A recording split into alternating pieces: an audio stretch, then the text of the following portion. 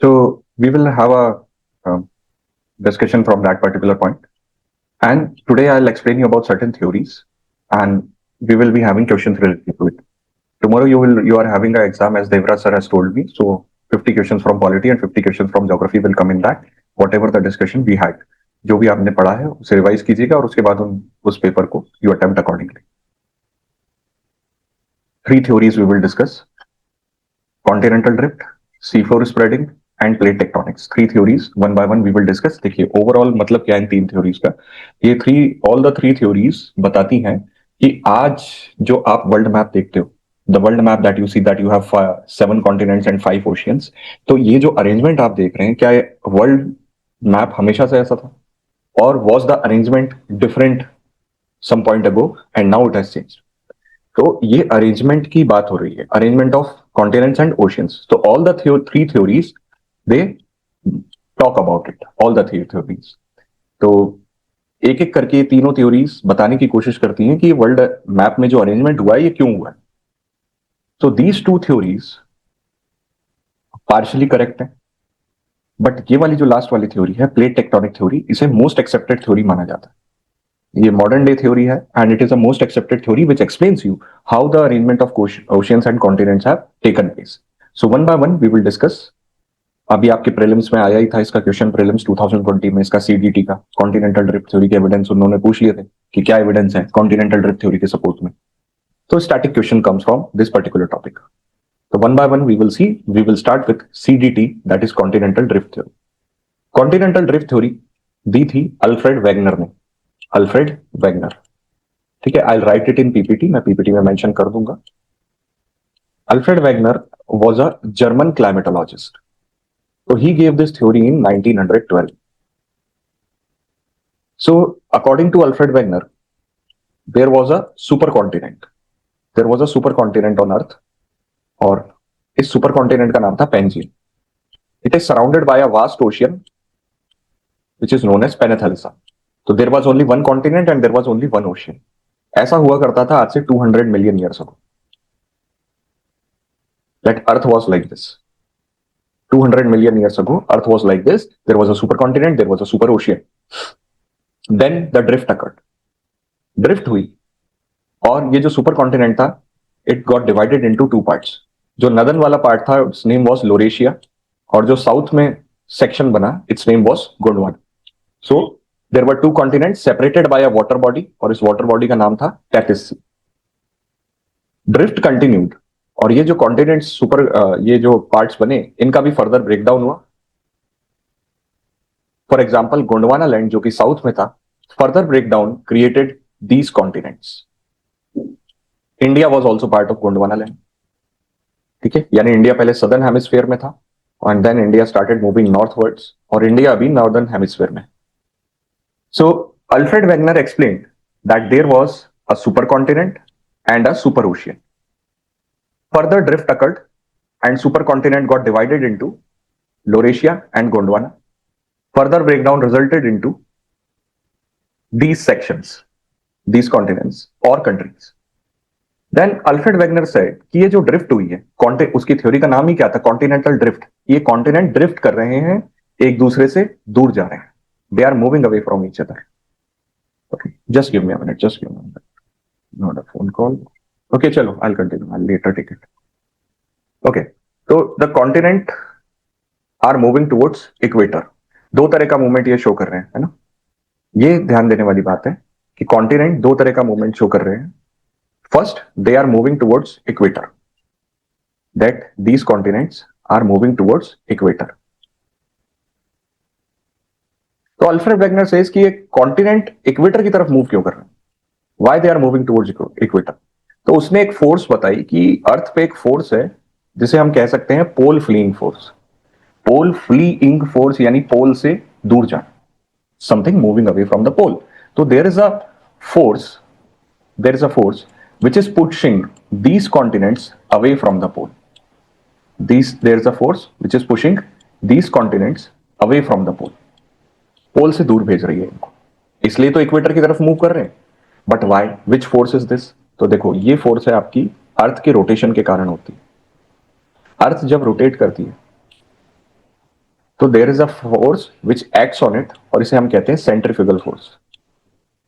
Centrifugal force earth के equator को broad करती है। So that is why these continents they try to move away from the pole. अब ये गलत नहीं है कि पोल फ्लिंग फोर्स जैसा कुछ नहीं होता। देखो, पोल फ्लिंग फोर्स अर्थ पे एग्जिस्ट करती है, ये सही बात है बिल्कुल, कि pole will become flat and equator will become wide. It is due to centrifugal force. ये किसी भी सेंटर सर्कुलर मोशन में मास को बाहर पुश करती है, बाहर की तरफ। ओके, तो पोल्स विल बिकम फ्लैट और इसीलिए कॉन्टिनेंट्स दूर जा रहे हैं, ऐसा अल्फ्रेड वेगनर का लॉजिक था। So here there is a counter argument. Pole fleeing force क्या सच में एग्जिस्ट करती है अर्थ पे? बिल्कुल करती है। क्या ये कॉन्टिनेंट्स को पुश कर सकती है? नहीं। सेंट्रीफ्यूगल फोर्स या pole fleeing force is very small in magnitude. It cannot push the continents away. So his logic was correct. His logic in the sense that the force that he is explaining is correct. But he was wrong in the sense कि ये जो force है ये इतनी powerful नहीं होती कि equator की तरफ किसी भी कॉन्टिनेंट को पुश कर दे। तो that was a flawed logic. तो that is why his theory got rejected. बात उसने सही कही लेकिन रीजनिंग सही नहीं थी। अब इसमें फिर एक और उसने फोर्स बताई कि there is one more force.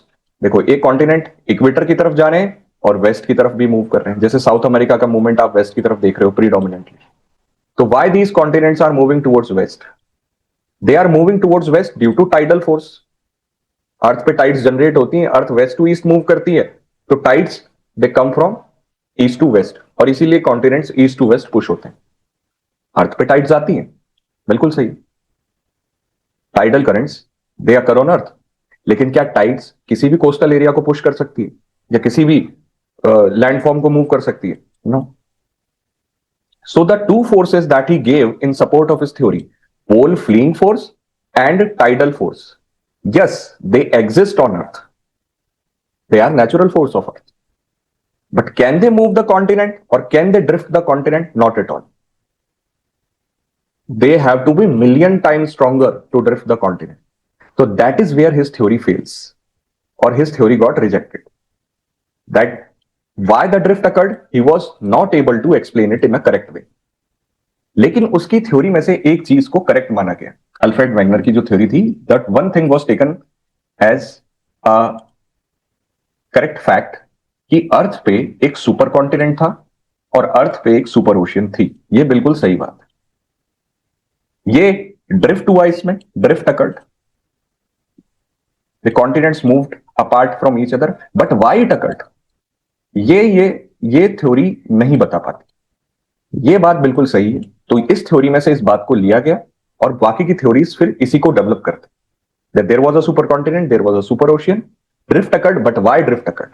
तो अब जो आगे आने वाली थ्योरीज है उनको जब आप पढ़ोगे तो वो थोड़ा सा इसको क्लियर करेंगे। ये थ्योरी इसको रीजन नहीं बता पाती why the drift occurred, but some other points that you need to understand from this particular theory. कुछ और पॉइंट आपको देखने पड़ेंगे जो इस थ्योरी में एक सही बात की तरह सामने आते। देखिए, Alfred Wegener said that if you, मतलब the evidences that he gave in support कि सुपर कॉन्टिनेंट था, इसके क्या एविडेंस है? और ये बिल्कुल सही एविडेंस। पहला एविडेंस है दैट आप इन कॉन्टिनेंट्स को जिक्सा फिट, जो जिक्सा पजल होती है उसके पीसेस की तरह फिट कर सकते हो। ये एक दूसरे की शेप को मैच करते हैं, तो you can arrange them like a puzzle, like the pieces of puzzle. So it is possible, क्योंकि ये एक साथ हुआ करते थे, ये सुपर कॉन्टिनेंट का पार्ट थे, इसलिए तो आप इनको अरेंज कर सकते हो। So that is a very correct evidence, zigzag fit of the continents. One more evidence he gave कि अगर आप फॉसिल्स देखो, जैसे fossils of this plant glossopteris, ये जो ग्रीन कलर की लाइन आपको नजर आ रही है ये वाली, ग्लोसॉप टेरिस ऑस्ट्रेलिया में भी मिला, एंटार्क्टिका में भी मिले इसके fossils, India, Madagascar, African continent और साउथ अमेरिकन कॉन्टिनेंट में मिले। तो ये प्लांट इतने डिस्टेंट कॉन्टिनेंट्स पे प्रेजेंट कैसे है? मतलब the fossils of this plant, how it is possible कि ये इन सभी एरिया में प्रेजेंट है? तो वो तभी पॉसिबल है कि ये सुपर कॉन्टिनेंट का पार्ट हुआ करता था। That is why this plant was present in all these pieces. तो प्रेजेंस ऑफ फॉसिल्स, चाहे वो डायनासोर्स के फॉसिल्स हो या प्लांट्स के फॉसिल्स हो, वो इन सब रीजन्स में मिले हैं तो ये एक सपोर्ट में एविडेंस आ जाता है, presence of jigsaw fit, presence of fossils, and these are correct evidences जो अल्फ्रेड वेगनर के इस लॉजिक को सपोर्ट करते हैं that there was a super continent. One more evidence he gave. He said that if we compare the age of the rocks, जो radiometric dating हम करते हैं, कि अगर हम इन लोकेशंस की रॉक्स को लें और इनकी एज स्टडी करें तो हम पाएंगे that they have similar age of rocks of North America, Greenland और Europe. So how it is possible that these rocks are of similar age? It is possible क्योंकि ये एक साथ हुआ करती थी ना किसी टाइम पे. They were together once, they were part of the super continent and then they moved away from each other.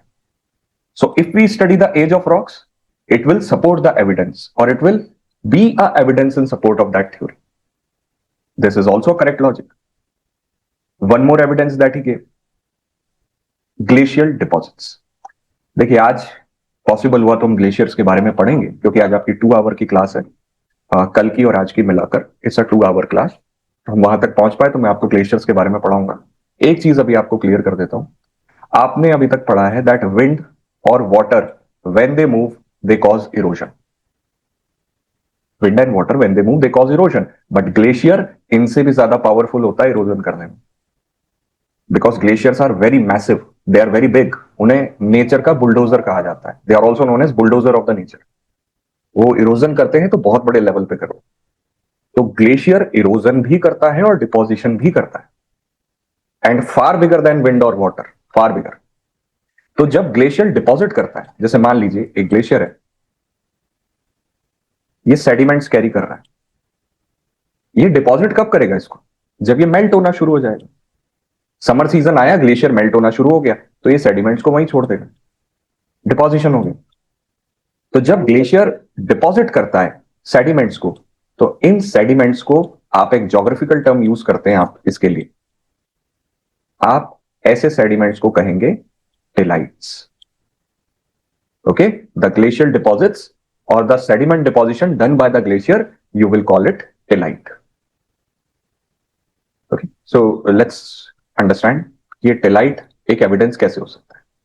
Okay, so Alfred Wegener says कि एंटार्क्टिका के ग्लेशियर डिपॉजिट्स यानी टिलाइट्स मिले हैं हमें इन नेबरिंग रीजन्स में. कि टिलाइट्स जो कि ग्लेशियर डिपॉजिट्स हैं, they are found in South America, they are found in African continent, even in India's peninsula and Antarctica. तो ये कैसे पॉसिबल है? अभी तो अगर आप अंटार्कटिका को वर्ल्ड मैप में देखो तो ये यहां पर है और इंडिया इससे बहुत दूर है, ऑस्ट्रेलिया भी दूर है, इवन साउथ अमेरिका भी. तो अंटार्कटिका के ग्लेशियल डिपॉजिट्स यहां तक कैसे पहुंचे? That means the tillites, how they are able to reach these regions when Antarctica is far away from this place. So it is only possible जब ये साथ में हुआ करते. Then only the glacial deposits are present here. It is the only possibility. So it means कि ये भी super continent की थ्योरी को सपोर्ट करता है ये evidence, presence of tillites. Tillites are the glacial deposits. Let's see one more evidence जो Alfred Wegener की थ्योरी में है, और वो भी एक करेक्ट एविडेंस है, प्लेसर्स. देखिए प्लेसर्स क्या होता है. जैसे आपकी बॉडी में वीन्स हैं, वीन्स नसें जो है ना. तो जब आप गोल्ड डिपॉजिट्स, गोल्ड की माइनिंग करते हो, तो गोल्ड डिपॉजिट्स किसी भी जो उसकी ओर होती है उसमें वीन्स की फॉर्म में होते हैं. वीन्स की यानी आपको बहुत ज्यादा क्वांटिटी में माइनिंग करनी पड़ेगी तब जाके थोड़ा सा गोल्ड मिलता है. वीन्स की फॉर्म में निकलता है, इसलिए इतना प्रीशियस है, इसलिए इतना कॉस्टली. तो वो जो डिपॉजिट्स होते हैं जिनसे आप गोल्ड एक्सट्रैक्ट करते हो in the form of veins, that deposits are known as placers. इन्हें प्लेसर्स कहा जाता है. Okay, what are they? They are deposits of gold, placers. तो प्लेसर डिपॉजिट एक एविडेंस कैसे है? देखिए घाना में मिले गोल्ड डिपॉजिट्स, और जो इसकी पेरेंट रॉक्स जो प्लेसर्स मिली वो मिली ब्राजील में. जब एज कंफर्म की गई तो ऑलमोस्ट सिमिलर निकली. तो how it is possible that deposits are here and the placers, उसके साइंस यहां भी हैं, पेरेंट रॉक्स यहां भी हैं. तो it is only possible when they were joint, क्योंकि अभी तो फार अवे है from each other. So when they were together then the placer deposits got distributed. So this also supports the theory of supercontinent that these places were joined together. ये एक साथ हुआ करती है। ओके, इसलिए geography में ये जो घाना का कोस्ट है इसको गोल्ड कोस्ट भी कहा जाता है, also known as Gold Coast. खैर अब तो गोल्ड रहा नहीं वहां पे, क्योंकि जो यूरोपियन पावर्स थी, जैसे इंडिया इनके कंट्रोल में था ब्रिटिशर्स के, ऐसे घाना भी यूरोपियन पावर्स के कंट्रोल में था, तो they took all the gold from. Now nothing और very few reserves are left. So these are the 5 evidences in the support of the theory. Are you guys clear on this? I'll. So this is not the similar to point number 2. Sorry. This point of placer, is it not similar to point number 2 that you explained? The age of rocks. Yes. Yeah. It's more or less similar, but here we are going into one particular type of ore. Gold हर जगह तो मिलता नहीं है, तो it's one particular type of, मतलब उसमें भी आपने एक स्पेशलाइजेशन बता दिया कि हाँ the gold deposits are there. Sir एक क्वेश्चन था, ये जो अंटार्कटिका के टिलेट्स थे, ग्लेशियर्स डिपॉजिट्स थे, वो क्या वाटर में फ्लोट करके नहीं कॉन्टिनेंट्स? नहीं, not possible. It's very far away, and then ocean currents, ocean tides, वो मूवमेंट ऐसा होना चाहिए कि वो आपके कॉन्टिनेंट्स तक उसको ले जा पाए, तो I don't think it is like that. Okay, glacier deposits आपके वाटर के थ्रू नहीं जाएंगे, वाटर में तो फिर वो वेव एक्शन होगा, टाइड एक्शन होगा, उसमें multiple factors will play role in that. Glacier जब अपने नियर बाय लैंड मास में मूव फॉरवर्ड करता है, बैकवर्ड करता है, ग्लेशियर फॉरवर्ड या बैकवर्ड कैसे मूव करता है, उसका मूवमेंट सीजनल होता है, कि जब विंटर्स आती हैं तो ग्लेशियर कीप्स ऑन फ्रीजिंग, वो मूव करके आगे चला जाएगा, और फिर वो बैकवर्ड मूव करेगा जब उसकी मेल्टिंग होगी समर सीजन में, तो वो नियर बाय लैंड मास पे मूव करता है इस तरह से। तो that is not the cases कि यहाँ पे नहीं जा पाएगा। सॉरी, नियर बाय पे मूव करेगा, फार अवे लैंड मास पे नहीं जा पाएगा। So that is what we are saying कि ये लैंड मास अंटार्कटिका के पास ही थे, तो that is why the glaciers were able to move on these land masses, deposit the sediments and move back. जी सर, जी। ओके, तो क्या आप इन 5 एविडेंसेस पे क्लियर हैं? यही आपकी यूपीएससी प्रीलिम्स का क्वेश्चन था इस साल का, है ना, जब उन्होंने आपसे ये पूछ लिया था कि what are the evidences in support of continental drift theory, कुछ ऐसा ही क्वेश्चन था। आप प्रीलिम्स के पेपर में देखिएगा, but now you will be able to attempt that question. Should I repeat these evidences or are you clear on this? And should I move ahead? एक बार sir वापस। ठीक है, तो मैं क्विक रिव्यू आपको फिर से थ्योरी का दे देता हूं। देखिए, Alfred Wegener said that 200 million years ago there was a supercontinent जिसका नाम था Pangaea, surrounded by a super ocean जिसका नाम था पेनाथल्सा। He said that these continents started to move, ये कॉन्टिनेंट ब्रेक डाउन हुआ और जो पीसेस थे they started to move away from each other, उनकी ड्रिफ्ट हो गई, तो इसीलिए इस थ्योरी का नाम हो गया कॉन्टिनेंटल ड्रिफ्ट। तो कॉन्टिनेंटल ड्रिफ्ट थ्योरी सेज कि देयर आर 2 सुपर कॉन्टिनेंट्स, मतलब सॉरी 2 पीसेस बने सुपर कॉन्टिनेंट के ब्रेक होने से, लोरेशिया जो नॉर्थ वाला था और गोंडवाना जो साउथ वाला था, इनके बीच में वाटर बॉडी आई, that's name was Tethys sea. फिर फर्दर गोंडवाना का भी ब्रेक डाउन हुआ and these continents and countries were formed, जैसे इंडिया भी पहले गोंडवाना का ही पार्ट हुआ करता था। Alfred Wegener said that these continents started to move towards equator, equator की तरफ मूव करना इन्होंने शुरू किया, और ऐसा हुआ पोल फ्लीइंग फोर्स के कारण, ऐसी फोर्स जो इनको पोल से दूर भेज रही है। तो as I have told you, pole fleeing force earth पे एग्जिस्ट करती है, बिल्कुल सही बात। But also he said that there was one more force which is pushing them towards west, और ये फोर्स थी tidal force, tidal current. So he was not wrong into this, कि रॉन्ग इसलिए नहीं था कि ये दोनों फोर्सेस एग्जिस्ट करती हैं, बिल्कुल सही बात है, ओके, लेकिन ये कॉन्टिनेंट्स को पुश नहीं कर सकती, they have to be million times stronger. So that is why his theory got rejected, that this is not a correct logic to support this theory, why the drift occurred. But one evidence was taken from his theory, एक point को सही माना गया, और वो point था कि एक सुपर कॉन्टिनेंट था अर्थ पे, there was a super continent. इसका ब्रेकडाउन क्यों हुआ, ये दूर क्यों चला गया, इसके लिए फिर फर्दर एविडेंस की जरूरत है। तो that is why his theory has certain flaws, लेकिन कुछ बातें बिल्कुल सही थी उस थ्योरी में। That was in the support of super continent, कि ये सारे पीसेस एक साथ हुआ करते थे। ऐसा कौन सा एविडेंस है जो इस बात को सपोर्ट करता है? तो उसने कुछ एविडेंसेस दिए। फर्स्ट वाज जिग्सा फिट, कि अगर आप इन कॉन्टिनेंट्स को एक पजल के पीसेस की तरह एक दूसरे के साथ जोड़ दो तो ये अटैच हो जाएंगे। तो this tells you that they were part of the super continent.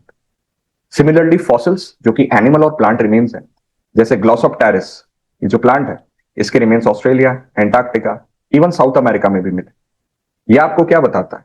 ये आपको बताता है कि ये प्लांट इन सभी रीजन में प्रेजेंट था, क्योंकि ये एक साथ हुआ करते थे. Then comes this logic of similar age, that if we compare age of rocks of different places, तो इनकी एज हमें सिमिलर नजर आएगी, सेम नजर आएगी. ऐसा इसलिए क्योंकि ये सभी रॉक्स एक साथ हुआ करती थी किसी टाइम पे. They were part of the super continent. Then we talked about tillites, that glacial deposits of Antarctica are present in these regions.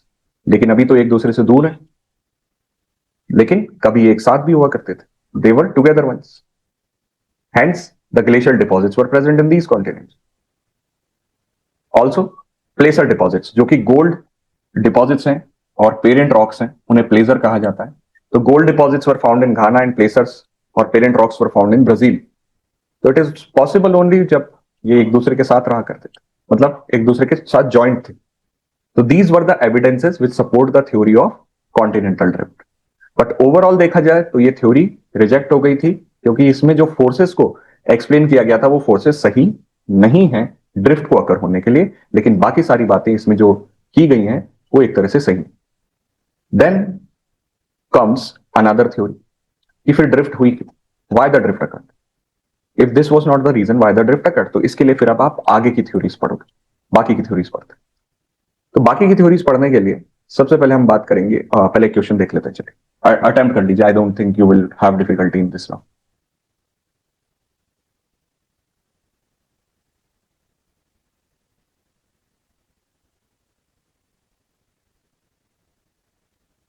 तो जो बाकी की थ्योरीज आएंगी वो क्या इन पांचों रीजन को रीजन नहीं मानती है, वो जो हमने नहीं नहीं, वो इन एविडेंसेस को बिल्कुल सही मानती है, लेकिन जो फोर्सेस वो बताएगी वो फोर्सेस दूसरी होंगी. कोल फ्लिंग फोर्स और टाइडल फोर्स से अलग होंगी, वो हाँ, कारण नहीं मानते. वो कारण नहीं मानती. कोल फ्लिंग फोर्स और tidal force can not drift the continents. They try to give you some other reasons which are good, which are correct also. Yeah, good.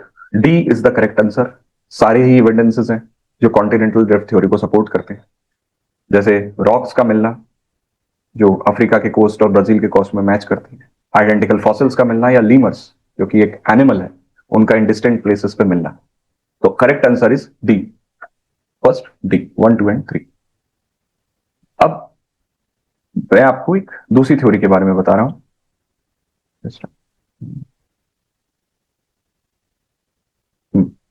Now I'm going to the next theory, which again tries to explain the continental drift, but I will explain this on a blank slide. Just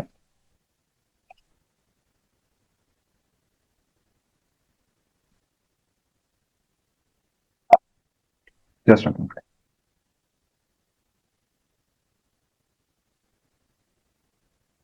Yeah. So now, before moving ahead, I'll try to explain you a concept. जो theoretical part है, I will add in this slide. अभी add नहीं किया है मैंने, but before sending it to you, I'll add the theoretical part. तो वो theoretical points आप जब पढ़ेंगे तो वो clear हो जाएगा आपको. देखो, there was a geographer. His name was Arthur Holmes.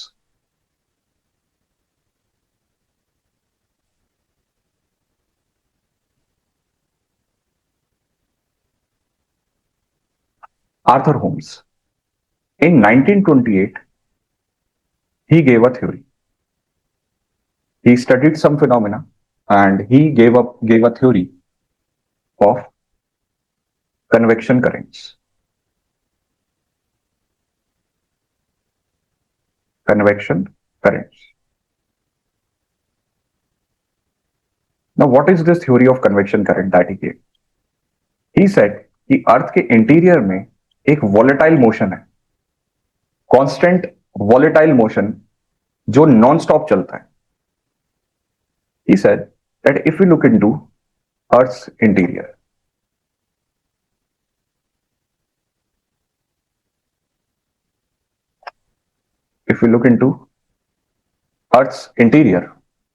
the topmost layer is crust, and below crust there is mantle. और mantle का अपर मोस्ट पोर्शन क्या है? Asthenosphere. That we discussed. Asthenosphere जहां से मैग्मा ओरिजिनेट होता है. So let's say this is mantle.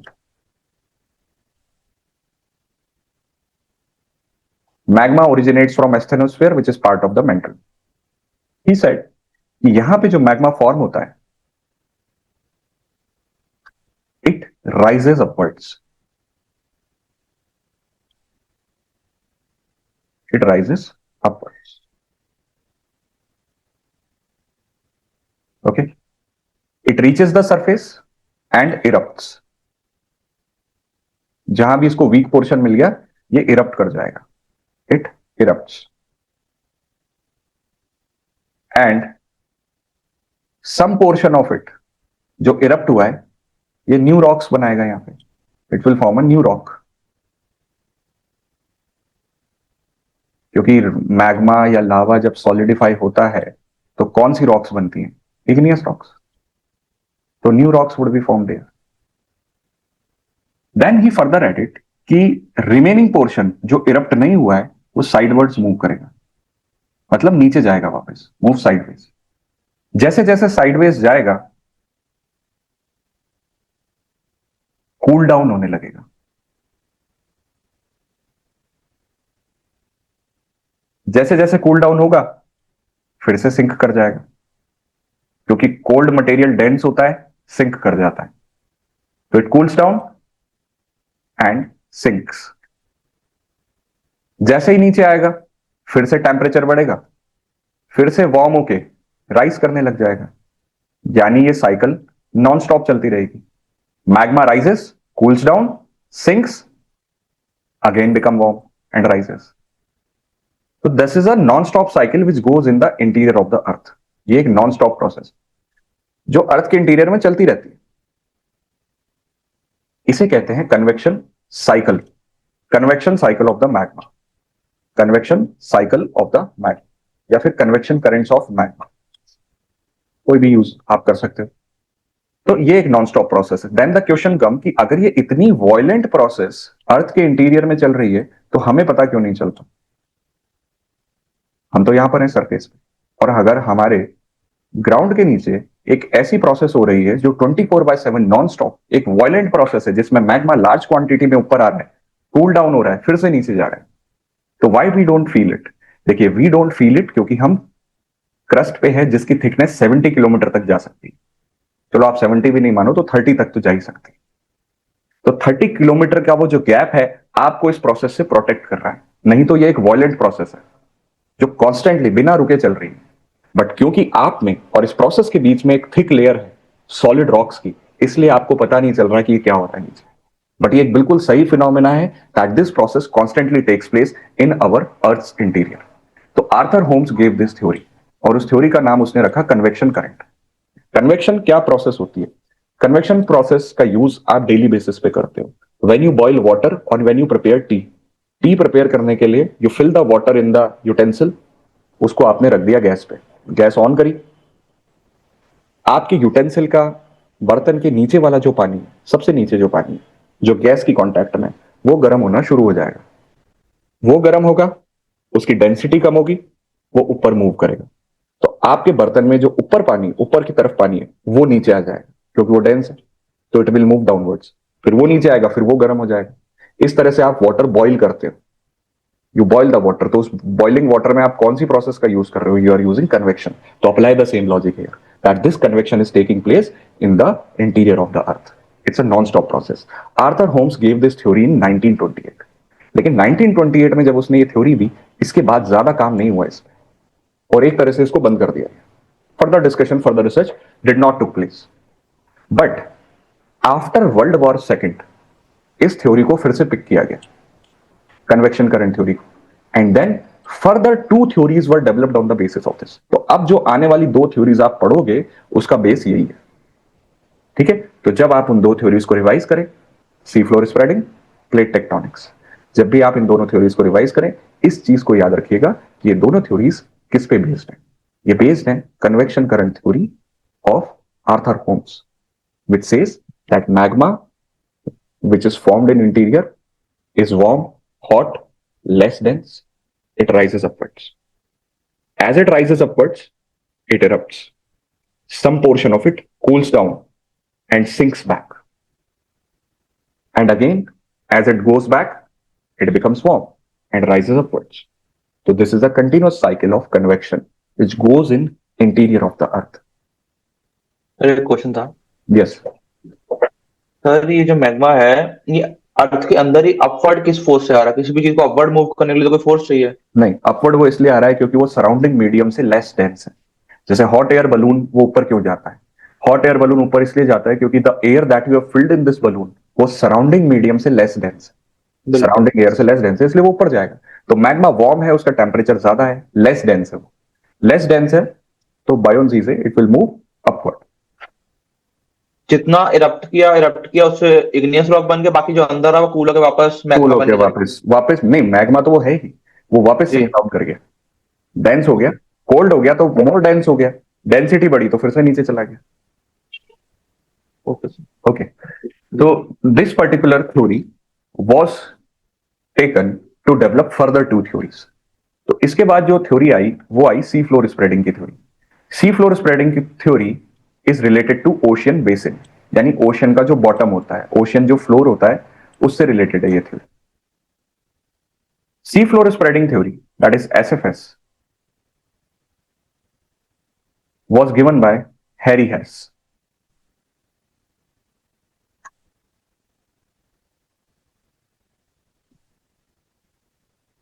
In 1961.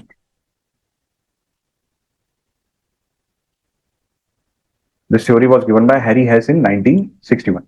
Now, this particular theory, Harry Hess was a soldier in US Navy, and by education he was a geologist.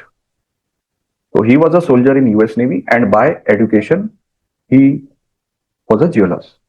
So he participated in World War II. From US Navy, he participated in World War II. तो world war to जब हुआ था तो उसमें जो दोनों sides थी, axis and allied, दोनों sides they both used submarines. Submarines का एक्सटेंसिवली यूज हुआ था first time, submarines which go under the water. So he was in US navy. तो सबमरीन में जब he went inside the ocean, तो belief क्या था उस टाइम? उस टाइम ये बिलीफ हुआ करता था कि जो ओशियन फ्लोर है ये बिल्कुल फ्लैट होता है, यहां पे कोई फीचर नहीं मिलेगा, it's a featureless plane. You will only find water in it. But when Harry Hess went inside, he was surprised to see कि ये featureless नहीं है, यहाँ पे तो माउंटेन्स भी हैं और वो माउंटेन्स बहुत बड़े हैं, लैंड के कंपैरिजन में तो कुछ ज्यादा ही बड़े हैं। यहाँ पे वॉल्केनोज भी हैं, यहाँ पे वैलीज भी आ जाती हैं, ओके, यहाँ पे स्लोप वाला एरिया भी है। So he was surprise to see so many features under the water, जो कि उस टाइम के बिलीफ के बिल्कुल अपोजिट हुआ करता था। So then he thought कि why there are so many features in ocean floor? What is the reason behind it? So when World War II got over and he continued with his educational work, तो उसने जो 1928 की ये वाली theory थी इसको pickup किया, Arthur Holmes की थ्योरी को, और इस थ्योरी की हेल्प से sea floor spreading theory develop करी, which was given by him in 1961। तो सी फ्लोर स्प्रेडिंग थ्योरी जो हैरी हैस ने दी है वो आपको दो चीजें बताती है। First, sea floor spreading theory, पहली बात तो ये ओशियन बेसिन से रिलेटेड है, ये आपको दो चीजें बताएगी। एक, why there are so many features in ocean basin, ये जो आपको फीचर्स नजर आ रहे हैं ये क्यों बनते हैं? क्योंकि बिलीफ तो ये था कि ocean floor is a featureless plain. And sea floor spreading theory, what is our original topic? Drift. तो सी फ्लोर स्प्रेडिंग थ्योरी ये भी बताने की कोशिश करती है कि ड्रिफ्ट क्यों कर हुई, why the continents moved away from each other. So he tries to explain this with a valid reason. तो दो कंसेप्ट ये कवर करती है sea floor spreading theory. I told you the background of it कि ये कैसे develop हुई, क्या रीजन हुआ इसका। Let's move ahead. Sea floor spreading theory का जब भी आप डायग्राम बनाएं तो आप यही डायग्राम बनाएं, कन्वेक्शन करंट थ्योरी का ही डायग्राम उसमें बनेगा। बस उसमें कुछ चीजें आपकी ऐड हो जाएंगी, कुछ पॉइंट्स आपको ऐड करने पड़ेंगे, बाकी the diagram would be the same only. So you can use the same diagram for convection current theory. You can use the same diagram for seafloor spreading. So let's say we are talking about SFS, seafloor spreading theory. 1961 Harry हेस। तो he says, वो कहां से continue करता है, वो इसी बात से कंटिन्यू करता है कि there is magma formation taking place in Earth's interior. This magma rises towards the crust. It erupts when reaching the crust. Crust पे पहुंच के erupt हो जाता है। erupt होगा, cool down होगा, तो नई रॉक्स बनाएगा। यहां तक हमने पढ़ा था, नई रॉक्स बनाएगा। तो ये जो रीजन है जहां पे ये इरप्ट हो रहा है और नई रॉक्स बना रहा है, इस रीजन का नाम है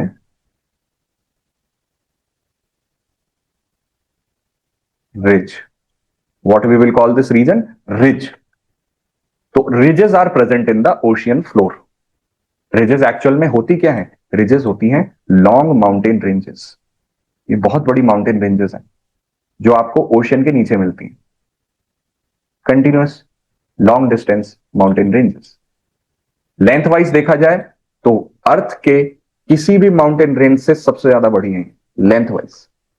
length wise there is no mountain range on earth जो इनको कंपेयर कर सके। Length wise they are far vast, far bigger. क्यों? क्योंकि यहां पे रॉक्स बन रही हैं। रॉक्स जब एक दूसरे के ऊपर डिपॉजिट होती जाएंगी तो वो माउंटेन की शेप ले लेंगी। तो you will find extensive mountain ranges. और ये तो 24/7 का फिनोमेना है, नॉन स्टॉप है, कभी बंद ही नहीं होता। तो हमेशा नई रॉक्स एक के ऊपर एक डेवलप होती रहती हैं and gives the form of और gives the shape of a mountain. So here at ridges new rocks are formed. What are ridges? Continuous mountain ranges, long mountain ranges under the ocean. फिर उसने further एक point add किया कि ये नई rocks जो बन गई, इसके बाद ये रॉक्स क्या करती हैं? ये रिज से दूर जाने लगती। They start to move away from the ridge. They start to move away from the ridge. तो ये अवे फ्रॉम द रिज क्यों जा रही? अब आप इसमें एक चीज इमेजिन करो। एयरपोर्ट, एयरपोर्ट पे there is conveyor belt. Conveyor belt पे आप गए, आप वहां गए, आपने रख दिया अपना लगेज, आप रुके हुए हो। Conveyor belt as it moves your luggage also दूसरी जगह चला जाता है। Apply the same logic. ये जो रॉक है ये आपका लगेज है और नीचे जो मैग्मा मूव कर रहा है ये कन्वेयर बेल्ट है।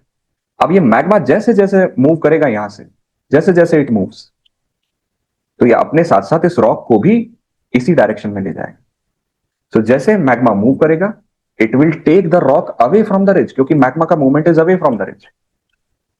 Then further what will happen कि ये रॉक्स जो हैं ये मैग्मा के साथ मूव करती हैं और फर्दर मैग्मा के साथ मूव करते करते दे सिंक, ये भी सिंक कर जाते क्योंकि मैग्मा इनको नीचे डाउनवर्ड ले जाएगा।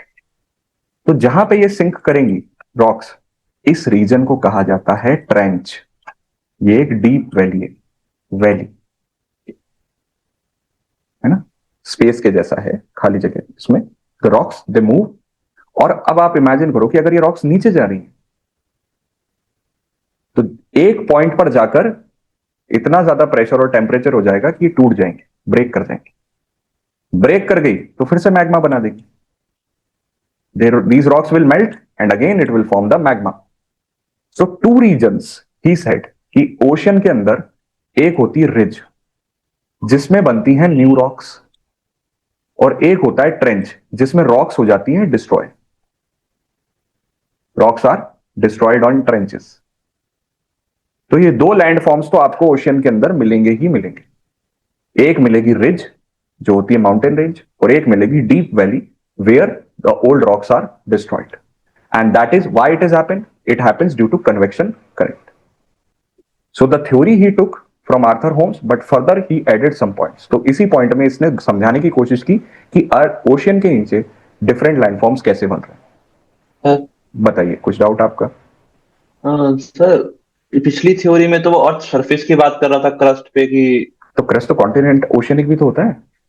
ओशियनिक भी होता है, हाँ। मतलब crust start from the ocean base to the highest peak of the mountain in which we are living right now. Yes yes, तो ये पूरा ही क्रस्ट है। हाँ, तो ये जो क्रस्ट है ये ओशियनिक क्रस्ट है। अब आप देखो ओशियनिक क्रस्ट की थिकनेस क्या होती है? 5 किलोमीटर, 10 किलोमीटर। कॉन्टिनेंट की कितनी होती है? 30, 70। तो मैग्मा कहां से आसानी से बाहर आ सकता है? पास तो ओशन फ्लोर पे होगा। ओशन से आ सकता है ना, क्योंकि उसको बस 5 से 10 किलोमीटर का डिस्टेंस ही ट्रेवल करना है। जी तो सर। ये जो प्रोसेस है, why I am saying it's a 24/7 process, constant non stop process, क्योंकि ओशनिक क्रस्ट में ये पॉसिबल है, कॉन्टिनेंट में ये पॉसिबल नहीं। कॉन्टिनेंट में तो उसको बहुत लंबा डिस्टेंस ट्रेवल करना पड़ेगा। ओशनिक क्रस्ट है ना, तो इजीली पेनिट्रेट करके बाहर आ जाता है। ओके, तो this we are concern with oceanic crust, sea floor spreading. तो एक चीज मैंने कोशिश करी यहां पे आपको बताने की, सी फ्लोर स्प्रेडिंग का एक phenomena, why you find so many features, why there are different landforms, volcanoes, valleys present in ocean bottom. तो एक ये बात तो हमारी क्लियर हुई, लेकिन हमारा ओरिजिनल टॉपिक क्या था? हमारा ओरिजिनल टॉपिक था drift. Sir one doubt was please go ahead, go ahead. Sir ये आपने बताया कि मैग्मा बाहर आया सी फ्लोर से and it form the mountains outside, फिर उसके बाद ट्रेंच आपने बताया वो थोड़ा क्लियर नहीं हुआ, ये जो सी फ्लोर के ऊपर आ गया रॉक्स, तो सी फ्लोर के ऊपर मूव कर रहे हैं रॉक्स या अंदर मूव कर रहे हैं वो? This complete plate is moving, complete पूरी प्लेट ही मूव करेगी, है ना, और रॉक्स उस प्लेट का ही पार्ट होती है। मैं आपको फिर से कोशिश करता हूं समझाने की। देखिए, magma moves upwards, some portion of it rises, erupts, forms the new rocks.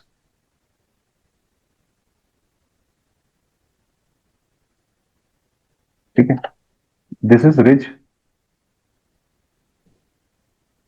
As magma cools down, it moves sidewards and sinks, जिससे ये अपनी साइकिल कंप्लीट करता है।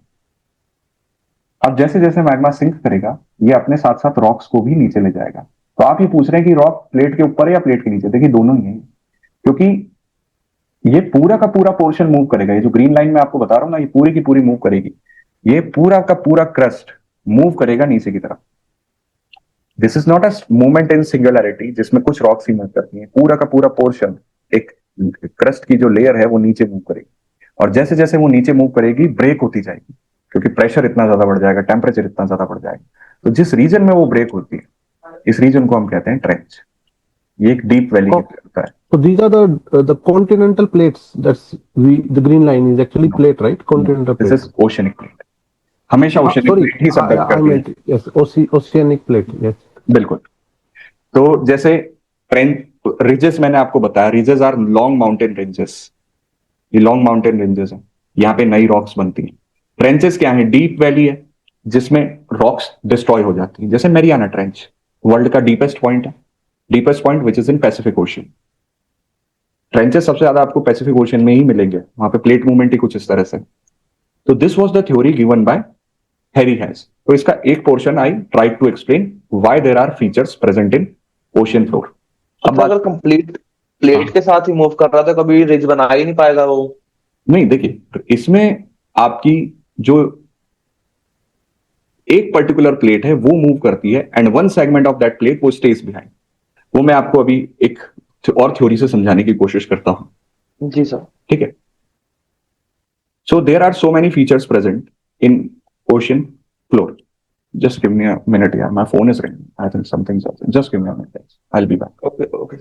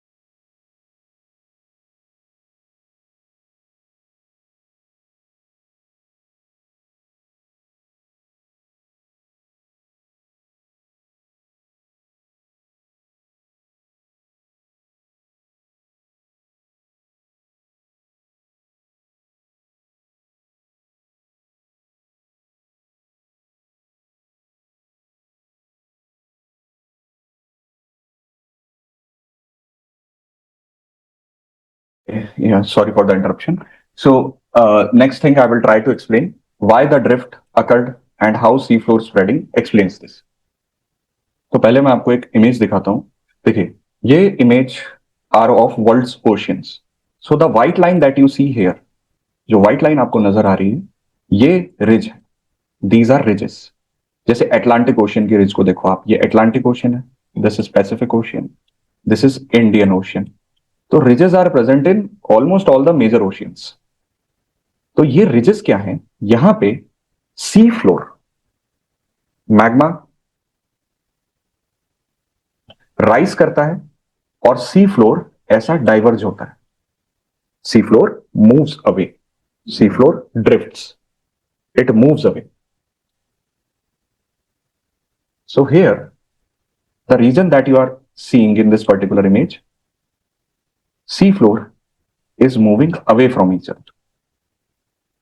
तो जब ये स्प्रेड करेगा, ये एक दूसरे से दूर जाएगा, एक दूसरे से दूर जाएगा, तो इसका मतलब ड्रिफ्ट इसके कारण हो सकता है. ये कॉन्टिनेंट्स को पुश करेगा. It will push the continents away. जैसे जैसे ये दूर जाएगा, it will push the continents away. And hence it can, again I am saying, it can be a reason, it can be a reason why drift occurred. Why drift occurred? So seafloor spreading theory tries to explain that कि अगर continents move करेंगे तो उसका एक ये reason हो सकता है कि ocean floor एक दूसरे से दूर जा रहा है.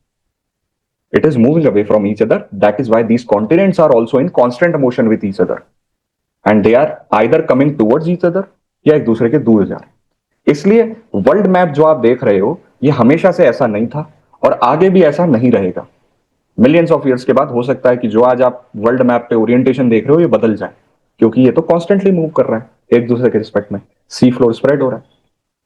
Okay, now little bit extra information not related to your exam, no, because such things are not asked in exams. Geographers predict करते हैं कि ये जो अटलांटिक ओशियन की रिज है, ये सबसे रैपिडली स्प्रेड कर रही है. बाकी दोनों ओशियंस के कंपैरिजन में इसका ड्रिफ्ट, इसका जो स्प्रेडिंग है वो थोड़ा ज्यादा है. ज्योग्राफर सेज कि धीरे धीरे ये अटलांटिक ओशियन बड़ी होती जाएगी और Pacific oceans will become narrow. ये हमारे लाइफ टाइम में नहीं होगा, ये मिलियंस ऑफ ईयर्स की प्रोसेस है, but this is what prediction is, कि अगर आप एक चीज को स्प्रेड कर रहे हो तो ऑब्वियस सी बात है दूसरी चीज कॉन्ट्रैक्ट होगी, क्योंकि अर्थ की वॉल्यूम तो कांस्टेंट है ना. अगर हम कह रहे हैं कि आज अटलांटिक ओशियन की रिज रैपिडली स्प्रेड कर रही है, तो after a particular duration it will spread. This ocean will keep on getting bigger and other parts will come closer to each other. That is what the prediction is. Now, looking at this particular image, this is what I tried to explain you in the diagram, that magma rises. I'll use a different color. Magma rises, erupts. Where it erupts, you call it ridge or mid-oceanic ridge. Here, new rocks are formed. Rocks with the magma movement move towards the trench, and here it submerges. So this region is called trench, where the rocks are destroyed. This completes the convection cycle, and as magma moves sidewards, तो यहां पे ये spread करता है इसको, ridges को, it spreads, it tries to move या इसका डिस्टेंस बढ़ाता जाएगा रिज का. So here that is why we are using this theory, sea floor spreading. Sea floor spread कर रहा है. कहां पे स्प्रेड कर रहा है? स्प्रेडिंग सेंटर क्या है? रिज. तो अगर आपसे एविडेंस पूछा जाए कि एविडेंस क्या है इसका, ये तो थ्योरी हो गई, but it's a correct theory, but what is the evidence? तो वन गुड एविडेंस इज कि जब आप रिज देखते हो, जैसे अटलांटिक ओशन की रिज है या पैसिफिक ओशन की रिज है, तो यहां पर आपको माउंटेन रेंजेस मिलेंगी. You will find long mountain ranges, which is a very good evidence. ये लॉन्ग माउंटेन रेंजेस कैसे बनी? ये लॉन्ग माउंटेन रेंजेस बनी है क्योंकि कांस्टेंट वॉल्केनिक इरप्शन हो रहा है. तो first evidence is this, ridge पे माउंटेन्स का प्रेजेंट होना. सेकेंड एविडेंस, आपको रिज पे कौन सी रॉक्स मिलेंगी? यंगेस्ट, क्योंकि ये तो अभी अभी बनी है ना. मैग्मा इरप्ट हुआ, कूल डाउन हुआ, रॉक्स बन गई, तो हमेशा यंगेस्ट रॉक्स आपको रिज पे मिलेंगी. जैसे जैसे आप रिज से दूर जाओगे, as you move away from the ridge, age of rocks क्या होती जाएंगी? इंक्रीज होती जाएंगी, क्योंकि यहां पर रॉक बनी, फिर ये दूर जाने लगी यहां से. So here the age of the rock will increase if you move away from the ridge. Youngest rocks are formed close to the ridge, and as you move away, oldest rocks are formed away from the ridge. So these are very strong evidences in support of this theory. Are you clear till this point? Everyone? Are you guys clear on seafloor spreading? Yes, sir. Okay.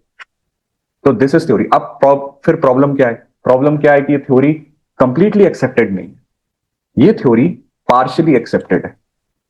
इसमें भी एक flaw है. ये flaw क्या है कि इसमें अभी तक जो भी बातें आपने पढ़ी वो सब सही है. कन्वेक्शन करंट्स भी होते हैं, रिजेस भी होती हैं, ट्रेंचेस भी होते हैं, सी फ्लोर स्प्रेड भी होता है, सारी बातें सही हैं. तो फिर प्रॉब्लम कहां पे आती है? प्रॉब्लम आती है कि जब ये स्प्रेडिंग की बात करती है, जब ये थ्योरी कह रही है कि सी फ्लोर स्प्रेड कर रहा है और इससे कॉन्टिनेंट दूर जाए, तो ये एक, इसमें एक फ्लॉ, छोटा सा फ्लॉ ये है कि ये सिर्फ ओशियन के मूवमेंट की बात कर रही है. It only talks about movement of the ocean. It does not take continents into consideration. ये कॉन्टिनेंट की कोई बात करती ही नहीं. ये सिर्फ और सिर्फ ओशियन फ्लोर के स्प्रेड होने की बात कर रही है, जो एक लूप होल है और एक ड्रॉबैक है. That is why this theory is partially accepted, कि इसकी कुछ बातें सही है बट एक जगह आके ये अटक जाती है, that it does not take continents into consideration. और इसीलिए आप तीसरी थ्योरी पढ़ते हो, या तीसरी थ्योरी जो इस ड्रॉबैक को दूर करती है, and that is plate tectonics theory. Plate tectonics theory, जिसमें ओशियंस भी कंसिडरेशन में आ जाएंगी और आपकी कॉन्टिनेंट भी कंसिडरेशन में आ जाएगा. So let's take this theory. अभी तक आपने जो भी पढ़ा इसमें, that all those points were correct. तो लेट्स अटेम्प्ट दिस. एक बार अटेम्प्ट करें, फिर आगे बढ़ेंगे नेक्स्ट थ्योरी पे.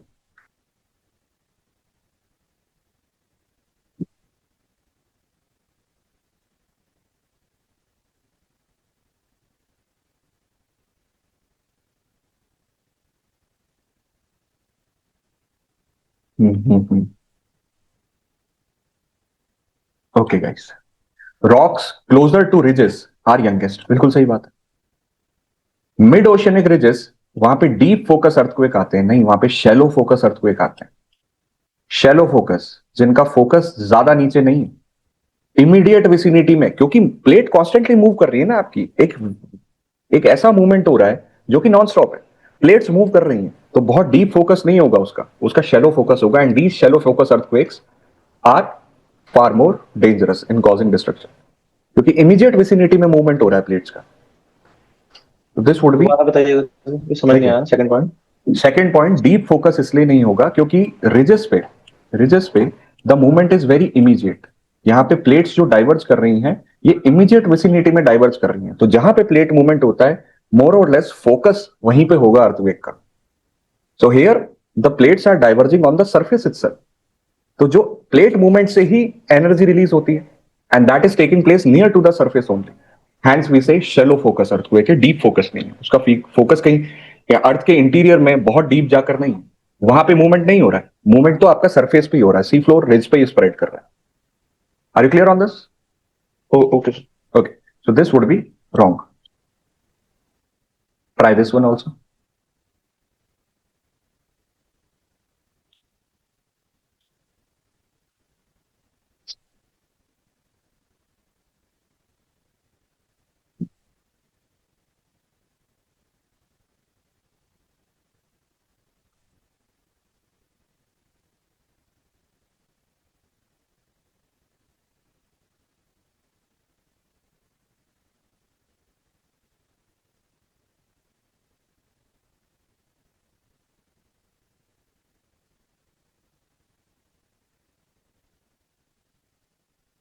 Okay, let's see. The portion of interior beyond the core. core के beyond तो पहली बात कुछ होता ही नहीं. हाँ, इनर कोर आउटर कोर होता तो बात समझ आती. बियॉन्ड द कोर तो यही क्वेश्चन खत्म हो गया. Beyond the core is called mantle. नहीं, ऐसा कुछ नहीं होता. Beyond the mantle is called core होता तो बात थी. Upper portion of mantle is called asthenosphere. सही है, which is the main source of magma. This is a correct statement. Moho discontinuity, Mohorovicic discontinuity. Discontinuity क्या होती है? देखो, जब आप कोई एक लेयर से दूसरी लेयर की तरफ जाते हो, अर्थ के इंटीरियर की बात कर रहे हैं, क्रस्ट से आप अपर मेंटल की तरफ गए जैसे, तो क्रस्ट से जब आप अपर मेंटल की तरफ मूव करोगे तो you have to cross a boundary. ये बाउंड्री आ गई दोनों के बीच में, एक ट्रांजिशन जोन आ गया। तो इसका मतलब यहां पे कुछ चीजें बदल जाएंगी जैसे ही आप इस बाउंड्री को क्रॉस करोगे। मीडियम बदल जाएगा, डेंसिटी बदल जाएगी। तो जैसे ही seismic wave, seismic wave, P wave, S wave, जैसे ही सिस्मिक वेव क्रस्ट से मेंटल को क्रॉस करेगी, क्रस्ट से मेंटल की तरफ जाएगी, तो उसका मीडियम चेंज हो गया ना। उसका मीडियम चेंज हो गया तो उसका बिहेवियर भी चेंज हो जाएगा। उसकी स्पीड बढ़ सकती है, कम हो सकती है, डिफ्लेक्ट हो सकती है। यानी उसका उसका जो बिहेवियर है चेंज हो गया, कंटिन्यूअस नहीं रहा। उसके बिहेवियर में आ गई डिसकंटिन्यूटी। किसके बिहेवियर में? सिस्मिक वेव के बिहेवियर। तो इसीलिए इस रीजन को डिसकंटिन्यूटी कहा जाता है, क्योंकि यहां पर आकर सिस्मिक वेव एक डिफरेंट बिहेवियर शो करती है, उसका बिहेवियर कंटिन्यूअस नहीं रहता, it's behaviour changes. Why it changes? Because the medium is changing. तो that is why these boundaries are called as discontinuity. तो आप जब अर्थ की लेयर्स पढ़ते हो तो हर लेयर के बीच में एक डिसकंटिन्यूटी है। जैसे लोअर मेंटल और अपर मेंटल के बीच में डिसकंटिन्यूटी, लोअर मेंटल और अपर आउटर कोर के बीच में एक डिसकंटिन्यूटी। ओके, तो यहां पे नाम दिया है कि जो मोहो डिसकंटिन्यूटी है वो किसके बीच में है? कोर और मेंटल के बीच में नहीं, वो है क्रस्ट और मेंटल के बीच। कोर और मेंटल के बीच में नहीं है मोहो डिसकंटिन्यूटी। मोहो डिसकंटिन्यूटी ये है, कोर और मेंटल के बीच में आई थिंक लेमैन डिसकंटिन्यूटी है। ओके, तो मैं आपको ये होमवर्क दे रहा हूं कि आज आप एक डायग्राम बनाओगे अर्थ के इंटीरियर का, और नोटबुक में जब आप डायग्राम बनाओगे तो वो डिसकंटिन्यूटी लिस्ट करोगे कि कौन सी डिसकंटिन्यूटी किस में है। अगर आपसे अरेंज करने को बोल दिया जाए या इस तरह का क्वेश्चन आ जाए कि कौन सी डिसकंटिन्यूटी कहां पर है, मैच द फॉलोइंग का आ जाए, तो you will be able to attempt. तो this is your homework, make a diagram of earth interior with the discontinuity. ये जो नाम आप पढ़ते हो ना, मोहो, लेहमैन, कॉनरैड, ये सब साइंटिस्ट के नाम है जिन्होंने इस डिसकंटिन्यूटी को डिस्कवर किया था। तो Mohorovicic was the name of the scientist who discovered this discontinuity. तो कोर और मेंटल के बीच में नहीं है, मोहो डिसकंटिन्यूटी ऊपर ही आ जाती है क्रस्ट और मेंटल के बीच में, क्रस्ट और अपर मेंटल के बीच। तो this statement is also wrong, this statement is wrong. आपका आंसर हो गया A, only one. So let's move ahead with this, try this one now.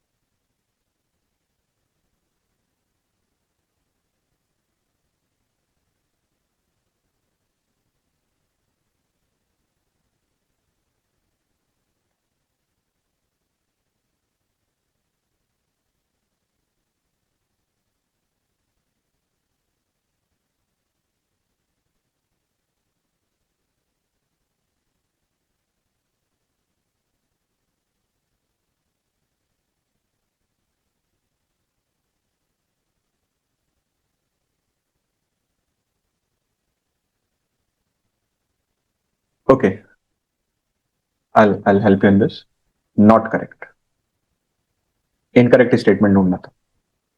Ocean crust rocks are much younger, सही बात है। Ocean crust पे volcanic eruptions takes place, new rocks are formed, correct. ये pick नहीं करना। Sediments on the screen, sorry, sediments on the ocean floor are very hard and have a uniform thickness. नहीं, sediments तो वहां पे hard कैसे होंगे, वो तो अभी अभी बन रहे हैं ना। वहां पे तो कॉन्स्टेंटली आपका new rocks are getting form, और यूनिफॉर्म थिकनेस तो हो ही नहीं सकती। इस डायग्राम को देखो, यहां पे नई रॉक्स बन रही हैं तो इनकी थिकनेस ज्यादा थोड़ी होगी। आप जैसे जैसे दूर जाओगे उस पर और डिपोजिशन होगा तो थिकनेस बढ़ जाएगी ना। थिकनेस हमेशा एक जैसी थोड़ी रहेगी, ओल्ड रॉक जितनी होती जाएगी उस पर और डिपोजिशन होगा, सो here the thickness will increase. तो थिकनेस यूनिफॉर्म तो बिल्कुल भी नहीं होती ओशियन फ्लोर पे। Ocean trenches have shallow depths, नहीं, वो तो वर्ल्ड के सबसे डीप पॉइंट्स हैं। और मिड ओशनिक रिजेस पे डीप सीटेड अर्थक्वेक्स आते हैं या डीप फोकस्ड अर्थक्वेक्स आते हैं? नहीं, मिड ओशनिक रिजेस पे अभी अभी हमने पढ़ा शैलो फोकस्ड अर्थक्वेक्स आते हैं। तो ये स्टेटमेंट भी रॉन्ग है, यही आपको पिक करना था। आपका आंसर हो गया C, incorrect statements. Let's move ahead. Okay, now I am coming to the third theory. तो हमारा आज का टॉपिक क्या था? Theories which explains you the arrangement of the continents and ocean. तो the third theory which is the most accepted theory is plate tectonics theory. 1968 was the year जब ये finally इसको तैयार कर लिया गया था। इसमें वैसे तो बहुत सारे जोग्राफर्स का कंट्रीब्यूशन है, लेकिन सबका नाम ऑब्वियस सी बात है आप आंसर में लिख नहीं सकते। तो आप दो का नाम याद रखो जिन्होंने इस थ्योरी में मैक्सिमम कंट्रीब्यूशन किया है, मैकेंजी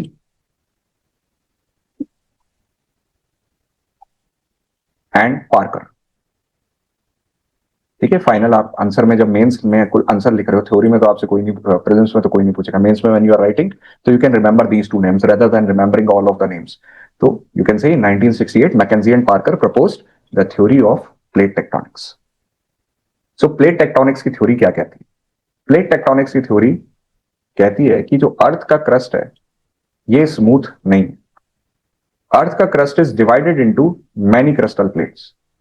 ये बहुत सारी क्रिस्टल प्लेट्स में डिवाइडेड है, यानी जगह जगह से ब्रेक हो चुका है, क्रैक्स आ गए इसमें। So it's not smooth and these plates they constantly move. ये प्लेट्स स्टैटिक नहीं है, रुकी हुई नहीं है, ये मूव करती, ये कॉन्स्टेंटली मूव करती। But why they move? So he was trying to say, McKenzie and Parker they were trying to say कि ये प्लेट्स मूव करती है ना, इसलिए तो कॉन्टिनेंट ड्रिफ्ट करते हैं, इसलिए तो कॉन्टिनेंट ड्रिफ्ट करते हैं। बट ये प्लेट्स मूव क्यों करती? तो he used the explanation of convection current.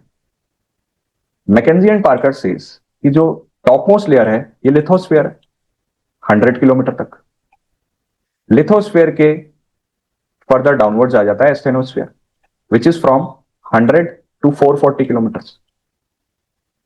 This is where magma originates, rises upwards, cools down and come downward again. So they say कि magma का constant movement होता है in asthenosphere and lithosphere which is our topmost layer, solid rocks है।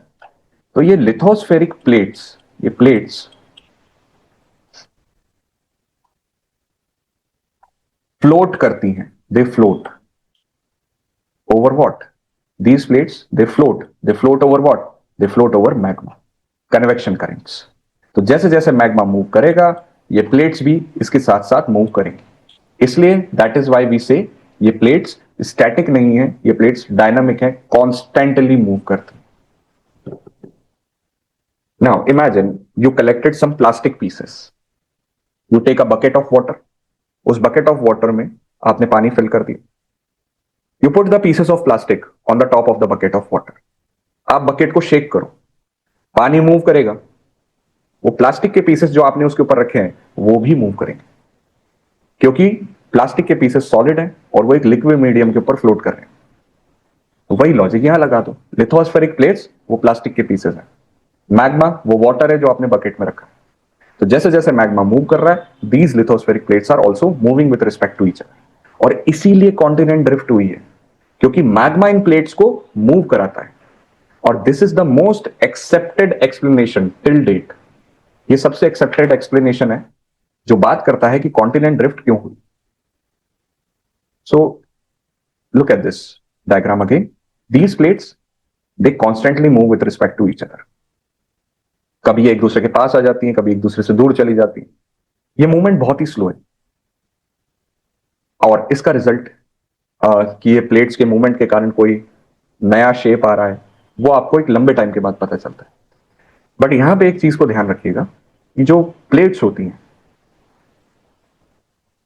इनकी thickness क्या है? 0 to 100 kilometre. These plates are part of lithosphere, तो इसलिए हम इन्हें लिथोस्फेरिक प्लेट्स भी कहते हैं या क्रिस्टल प्लेट्स भी कहते हैं। बट सबसे करेक्ट वे इनको लिखने का या कहने का लिथोस्फेरिक प्लेट्स है, क्योंकि ये लिथोस्फेयर का पार्ट है। इनकी थिकनेस 100 किलोमीटर तक हो सकती है, जो कि लिथोस्फेयर की भी थिकनेस है। सो हियर दीज प्लेट्स आप इन प्लेट्स को दो सेक्शन में डिवाइड कर दो। एक हो गई major plate. Major plates are those plates जो कि साइज में बहुत ही बड़ी हैं, they are very big, they are vast, they cover a large area, बहुत बड़ी हैं ये प्लेट्स। और कुछ होती हैं माइनर प्लेट्स, जैसे अरेबियन प्लेट को देखो, ये माइनर प्लेट्स। अरे माइनर प्लेट्स कब बनती हैं? जैसे नाज़का प्लेट को देखो, माइनर प्लेट्स जब बनती हैं जब मेजर प्लेट का कोई पोर्शन टूट जाए। जैसे अरेबियन प्लेट कैसे बनी है? अफ्रीकन प्लेट का एक पोर्शन ब्रेक हो गया तब ये बनी। तो minor plates are small in size, they are formed when a portion of major plate breaks. तो प्लेट्स को आप दो में डिवाइड कर दो, मेजर, मेजर में कोई भी दो का नाम याद रख लो, कॉन्टिनेंट्स के नाम पे आप याद रख सकते हो या ओशियन के नाम पे याद रख सकते हो, या minor, minor are small in size. So this differentiation is quite clear to us. You can divide the plates into major or minor. But plates को एक और तरीके से आप डिफरेंशिएट करोगे, ये तो साइज के हिसाब से कर दिया आपने, एक टाइप के हिसाब से करो। ये वाला तो आपने साइज के हिसाब से किया, टाइप के हिसाब से हो जाएंगी ओशियनिक प्लेट, कॉन्टिनेंटल प्लेट। क्योंकि क्रस्ट भी तो दो तरह का होता है, ओशियनिक क्रस्ट, कॉन्टिनेंटल क्रस्ट। तो लुक एट दिस, ये यूरेशियन प्लेट है। तो यूरेशियन प्लेट, ये कंप्लीट जो आप रेड बाउंड्री देख रहे हो, ये यूरेशियन प्लेट की बाउंड्री, इतना पार्ट हम यूरेशियन प्लेट का मानते हैं, ये यूरेशियन प्लेट है। तो इसमें ये वाला पोर्शन तो ओशियनिक हो गया, ये वाला पोर्शन कॉन्टिनेंटल हो गया। तो जब ये पूरी प्लेट मूव करेगी तो ये दोनों मूव करेंगे ना, ओशियन भी मूव करेगी, कॉन्टिनेंट भी मूव करेगा। ऐसा तो है नहीं कि सिर्फ एक पोर्शन मूव करेगा। If whole Eurasian plate is moving, they both will move together, क्योंकि ये तो प्लेट का ही पार्ट है। और इसीलिए ये एक्सेप्टेड थ्योरी है, क्योंकि ये दोनों को कंसिडरेशन में ले रही है। ये नहीं कह रही कि सिर्फ ओशियन मूव करता है, ये नहीं कह रही कि सिर्फ कॉन्टिनेंट मूव करता है। ये बोल रही है कि ocean and continent they move together because they both are part of a single plate. तो प्लेट्स में दोनों एग्जिस्ट कर सकते हैं, ओशियन भी एग्जिस्ट कर सकती है, कॉन्टिनेंट भी एग्जिस्ट करता है। तो जब ये पूरी प्लेट ही मूव करेगी तो they both will move together, and that is why drift occurred, that is why super continent का ब्रेकडाउन हुआ, फर्दर कॉन्टिनेंट्स या कंट्रीज बने, and they are still moving away from each other. ये जो आप arrangement आप आज के टाइम में देख रहे हो, दीज 7 कॉन्टिनेंट्स एंड 5 ओशियंस, पहले ऐसा नहीं था, आगे भी ऐसा नहीं रहेगा। हमारे लाइफ टाइम में नहीं होगा, but after thousands of years, millions of years, हो सकता है कि इनका अरेंजमेंट बदल जाए, क्योंकि ये कॉन्स्टेंटली मूव कर रही है। सर एक डाउट था। यस सर मुझे ये समझ लो, अब का जो अरेंजमेंट है इसको देख के तो थ्योरी सही लगती है प्लेट टेक्टोनिक्स की, कि अलग अलग पार्ट्स, जैसे अलग अलग प्लास्टिक पीसेस आपने ऑन बकेट का है, वो ठीक है, ठीक है। पर जब एक सिंगल बड़ा प्लास्टिक या सिंगल सुपर कॉन्टिनेंट जब था, उसको मैग्मा के कन्वेक्शन करंट्स कैसे, मतलब उसको कैसे ब्रेक किया, है, कैसे उसको कैसे मूव ब्रेक करवा किया? गए? नहीं देखिए, पूरा सुपर कॉन्टिनेंट मूव नहीं कर रहा। अब यू हैव टू इमेजिन कि उस सुपर कॉन्टिनेंट में कहीं ना कहीं सॉफ्ट रॉक्स भी प्रेजेंट होंगे, वो हमेशा से एक यूनिफॉर्म थिकनेस या यूनिफॉर्म रॉक डेंसिटी का नहीं होगा। तो जहां पे उसकी डेंसिटी कम हुई या सॉफ्ट रॉक्स आई, वहां पे उस कन्वेक्शन करंट ने उसको ब्रेक कर दिया, तोड़ दिया, इसलिए इसके मल्टीपल पीसेस बन गए, और इसलिए ये मल्टीपल पीसेस फ्लोट करने लगे या एक दूसरे से दूर जाए। Okay, okay sir, it is a very slow process, बहुत साल लगे होंगे बहुत इसको। बहुत स्लो प्रोसेस है, मिलीमीटर में मूव करती हैं plates. Right now what's again away from your exam point of view, geographers how they study, scientist या जियोलॉजिस्ट इसको स्टडी कैसे करते हैं? Because now we have GPS technology, so they have attached GPS what we say transmitters और data recorders on these plates. तो वो GPS obviously जैसे भी माइनर सा भी मूवमेंट होगा वो जीपीएस पे आपका डिटेक्ट हो जाएगा। तो उस बेसिस पे हम स्टडी कर रहे हैं कि ये प्लेट्स कितना मूव करती हैं और किस डायरेक्शन में मूव कर रही हैं। इनको, इनके डायरेक्शन को, इनके मूवमेंट को प्रेडिक्ट करना बहुत डिफिकल्ट है, क्योंकि अर्थ के इंटीरियर के बारे में हमारी नॉलेज बहुत लिमिटेड है। But this is what is happening at present. Yes, they move very slow, millimetres में होता है इनका। ओके, जी sir. So let's come back to this. तो प्लेट मूवमेंट टेक्स प्लेस, अगर देखा जाए तो ये अर्थ के डिफरेंट प्लेट्स है, major and minor both, you can see in this particular diagram. Types of plate movement एक इंपॉर्टेंट टॉपिक आ जाता है आपके प्रीलिम्स और मेंस पॉइंट ऑफ व्यू से। ये मल्टीपल चीजें, मल्टीपल क्वेश्चन इस पे बन सकते हैं, हम भी उसको सॉल्व करेंगे आज, बट उससे पहले आपको इनका समझना जरूरी है। एंड आई विल सजेस्ट, मैंने यहाँ पे डायग्राम्स आपके दिए हुए हैं, आई विल सजेस्ट कि आप उन डायग्राम्स को खुद से प्रैक्टिस करें अपनी नोटबुक में। याद रखिएगा, प्लेट 3 तरह के मूवमेंट शो करती है। प्लेट कैन कम टुगेदर, जिसे आप कहोगे कन्वर्जेंस, 2 प्लेट्स एक दूसरे के क्लोज आ जाए। Plate can move away, spread, एक दूसरे से दूर चली जाए।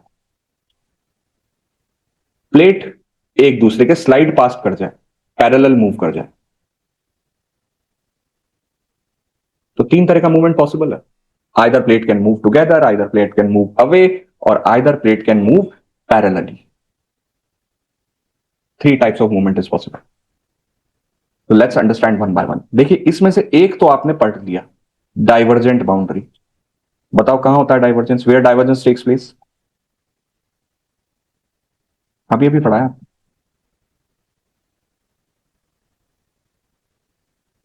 रिज पे, करेक्ट, सी फ्लोर और रिजेस। तो at ridges the ocean floor spreads और move away from each other. तो मूव अवे होता है, यहां पे कौन सी रॉक्स बनती हैं? न्यू रॉक्स बनती है ना। तो डाइवर्जेंस को हम कहते हैं कि ये एक तरह का कंस्ट्रक्टिव मूवमेंट है, क्योंकि ये नई रॉक्स बना रहा है, नया क्रस्ट बना रहा है। It's a constructive movement. Where it takes place? It takes place, as you have correctly said, it takes place in ridges, oceanic ridges. So this we discussed, spreading apart. दूसरा होता है coming together, when plates move towards each other. तो plates जब एक दूसरे के पास आती हैं, तो यहां पर मूवमेंट थोड़ा सा बदल जाता है। जब ये एक दूसरे के पास आती हैं तो डिस्ट्रक्शन कॉज करती है, इसलिए इसको डिस्ट्रक्टिव मूवमेंट कहा जाता है। This is known as destructive. तो this is constructive and this is destructive. But when you are studying convergent boundary, इसमें 3 टाइप्स पढ़ने हैं आपको, और तीनों पे क्लियर रहना है। First is O O convergence, 2 oceanic plate एक दूसरे के क्लोज आ जाए, एक ओशनिक एक कॉन्टिनेंटल एक दूसरे के क्लोज आ जाए, या एक कॉन्टिनेंटल दूसरी कॉन्टिनेंटल प्लेट के क्लोज आ जाए। 3 तरह का मूवमेंट है। तो all 3 we have to discuss, O O, O C and C C. OO convergence, OC convergence, CC convergence. So one by one, let's see them. What happens in all the 3 cases? Property याद रखिएगा, आपने crust पढ़ा है। Oceanic crust और continental crust की प्रॉपर्टी आपको याद है। ओशियनिक क्रस्ट और continental crust, oceanic crust less thick, continental crust more thick. Oceanic crust more dense, sima, dense minerals होते हैं इसमें, डेंस एलिमेंट्स होते हैं। Continental crust less dense, sial. तो कॉन्टिनेंटल क्रस्ट की थिकनेस ज्यादा है लेकिन डेंसिटी कम है। इस हिसाब से हम डिफरेंशिएट करेंगे। देखो, सबसे पहले हम पढ़ेंगे O O convergence. Same diagrams you make by yourself in your notebooks. Oceanic oceanic convergence, दोनों ही प्लेट ओशनिक है। हमें पता है कि ओशनिक प्लेट डेंस होती है, लेकिन यहां तो दोनों ही ओशनिक है। तो हम हाइपोथेटिकल एग्जाम्पल में कंसिडर करेंगे कि प्लेट ए जो है, प्लेट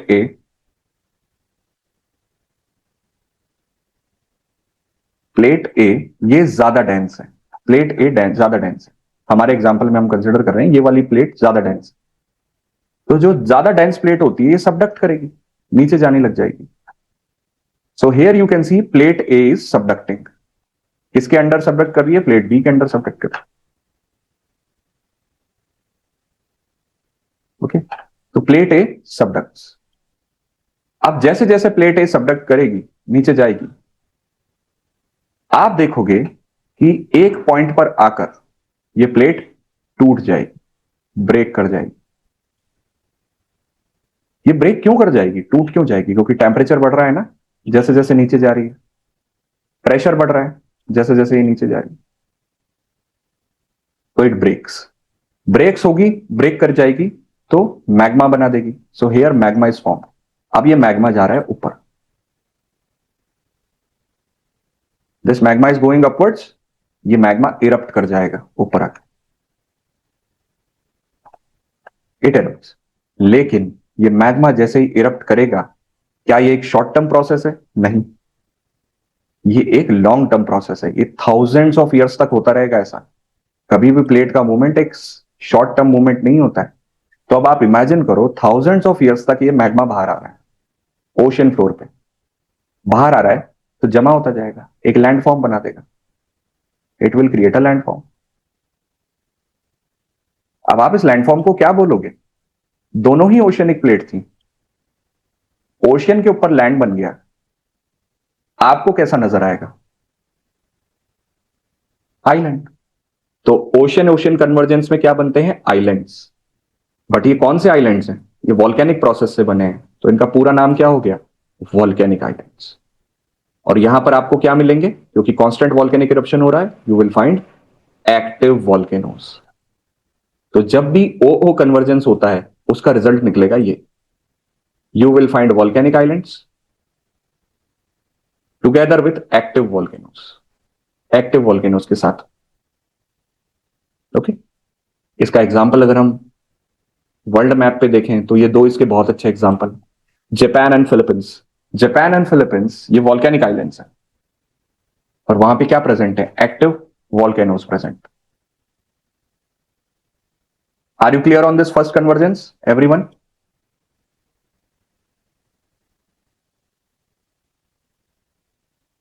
हाँ, ट्रेंच तो बना ना, ट्रेंच ये जो खाली स्पेस आप देख रहे हो, ये ट्रेंच ही है एक तरह से, ये ट्रेंच ही है जो इन दोनों के बीच की बाउंड्री है, that is the trench. Okay,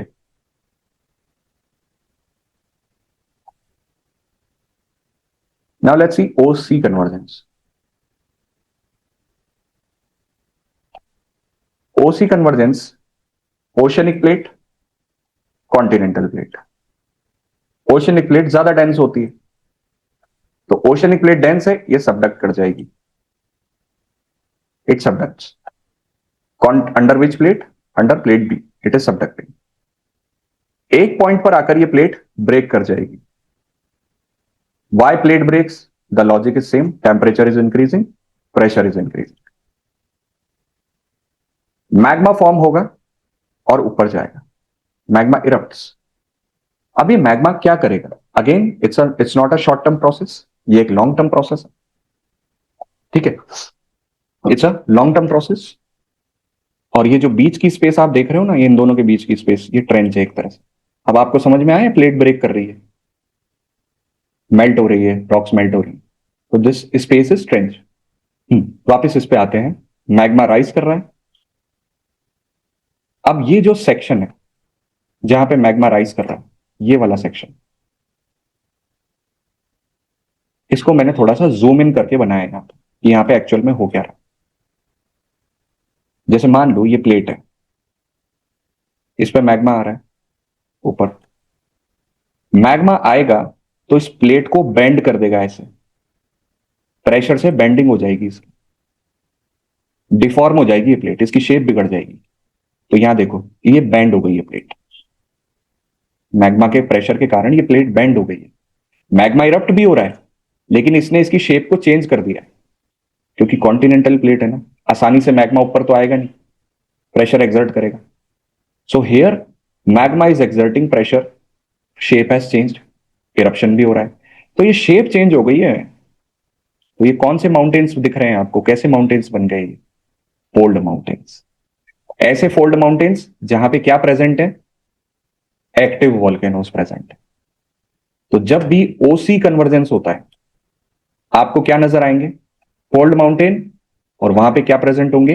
active volcanoes. इसका एक बहुत अच्छा एग्जांपल यहाँ थोड़ा क्रॉप हो चुका है, एंडीज है इसका अच्छा एग्जांपल, एंडीज, एंडीज माउंटेन्स, जो कि साउथ अमेरिका के माउंटेन्स। ओके, मैं एक बार मैप में आपको बताता हूँ एंडीज माउंटेन्स कहां पर है।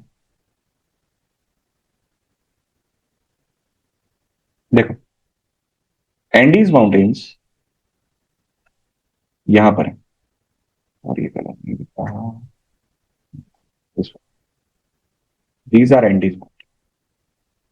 ये बिल्कुल कोस्ट पर है, साउथ अमेरिका के वेस्टर्न कोस्ट। तो कौन सी दो प्लेट्स नजर आ रही हैं आपको? Continental, oceanic. Continental, oceanic. OC convergence हो गया, ओसी कन्वर्जेंस हो गया तो फोल्ड माउंटेन्स बन गए यहां पर। एंडीज फोल्ड माउंटेन्स है, और एंडीज में वॉल्केनोज भी हैं, एक्टिव वॉल्केनोज, जैसे कोटोपैक्सी। कोटोपैक्सी एक एक्टिव वॉल्केनो है। Aconcagua, Mount Aconcagua, Mount Aconcagua is also active volcano. Though you will find many active volcanoes there in Andes. So OC convergence, what is the outcome? Sorry. OC convergence, what is the outcome?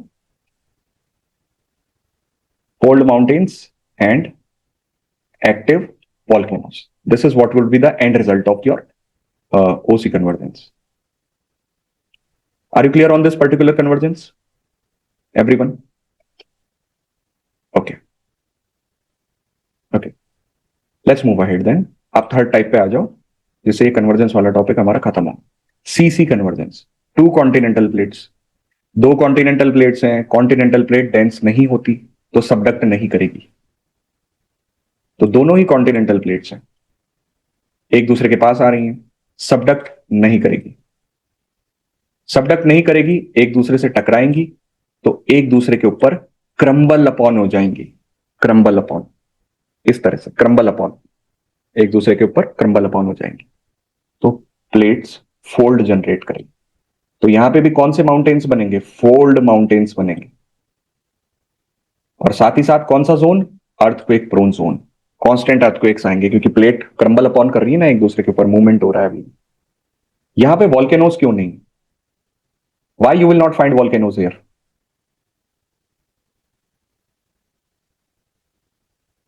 क्योंकि they are far away from the core. No subduction. Yes Ketan, जब subduction ही नहीं है तो magma नहीं बन रहा, magma ही नहीं बन रहा तो वॉल्केनोज कहां से बनेंगे? हिमालयाज इसका बहुत अच्छा एग्जांपल है। हिमालयाज इंडिया में जो है कैसे बने? CC convergence. Indian plate, Eurasian plate, collision हो गया, क्रम्बल अपॉन कर गई प्लेट्स, तो you found fold mountains there. क्या आपको हिमालयाज में वॉल्केनोज मिलते हैं? नहीं मिलते। क्या आपको हिमालयाज में अर्थक्वेक प्रोन जोन मिलता है? बिल्कुल मिलता है। कैटेगरी 5 में आता है वो, most vulnerable earthquake prone zone of India.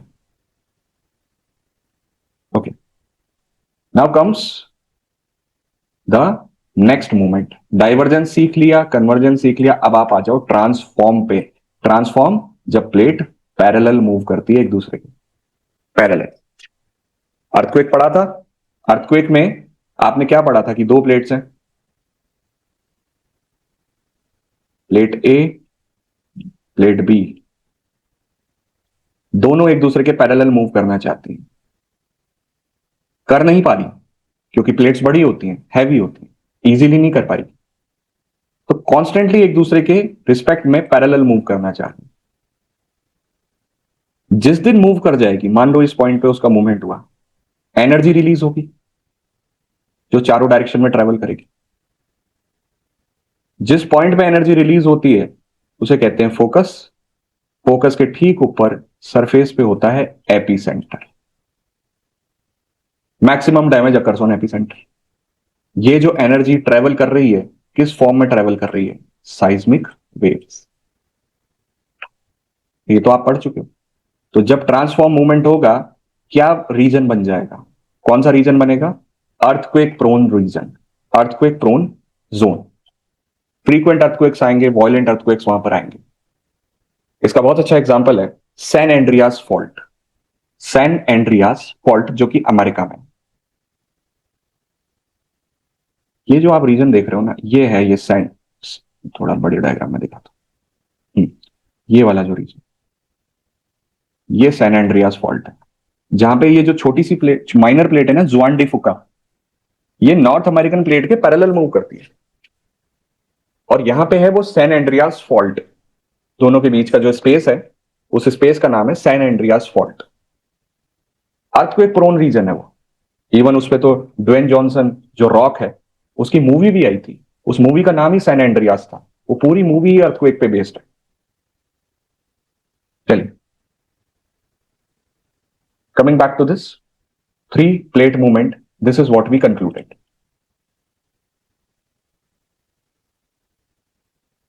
Convergence, divergence, ये तो हो गया डिस्ट्रक्टिव क्योंकि प्लेट डिस्ट्रक्ट हो रही थी इसमें, ये हो गया कंस्ट्रक्टिव क्योंकि नया क्रस्ट बन रहा था, और जो ट्रांसफॉर्म है इसे कहते हैं कंजर्वेटिव। कंजर्वेटिव क्योंकि कोई भी नई प्लेट ना तो इसमें बन रही है ना डिस्ट्रॉय हो रही, तो इसको कंजर्वेटिव मूवमेंट कहते हैं। तो इस तरह से भी आप इसको क्लासिफाई कर सकते हैं। This completes the topic which we started today. 3 बड़ी बड़ी थ्योरीज आपने पढ़ ली, उनसे आप फेमिलियर हो गए। Continental drift theory, sea floor spreading theory and plate tectonics theory, and in between you also studied convection current theory given by Arthur Holmes. तो 4 हो गई आपकी थ्योरीज। ओवरऑल क्रक्स क्या था, ये आपको बताती हैं why the arrangement of continents and oceans are like this, how it was before and how it is at present and what will happen in future. कुछ प्रैक्टिस पे आ जाते हैं हम। तो कन्वर्जेंट में तो डिस्ट्रक्शन और कंस्ट्रक्शन दोनों हो रहा है ना? नहीं, बट मेजरली पहले क्या हो रहा है, पहले तो कंस्ट्रक्शन हो रहा है, वो आपका डिस्ट्रक्शन हो रहा है। ओके, अब ऐसे तो in earthquake also destruction takes place, but what is the major one, what is the major thing that is happening, that is what we are talking about. आपका पहले वहां डिस्ट्रक्शन हो रहा है, फिर मैग्मा बनेगा, फिर वो प्लेट्स बनाएगा, बट पहले क्या हो रहा है। ओके, चले अटेम्प्ट करें इसको, 5th क्वेश्चन को।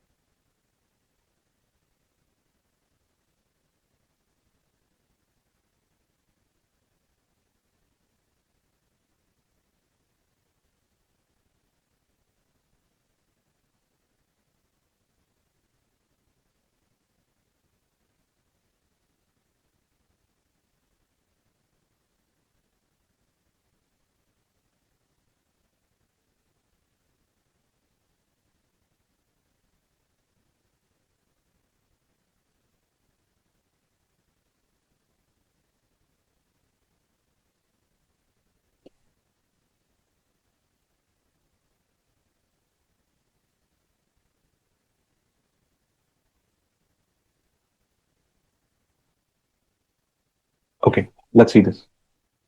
Trenches, trenches long narrow depressions होते हैं, यस बिल्कुल सही बात है, वैलीज होती हैं बड़ी डीप, जो मिडल ऑफ ओशियंस में है, रिजेस के पास नहीं, ये तो रिजेस से दूर होते हैं।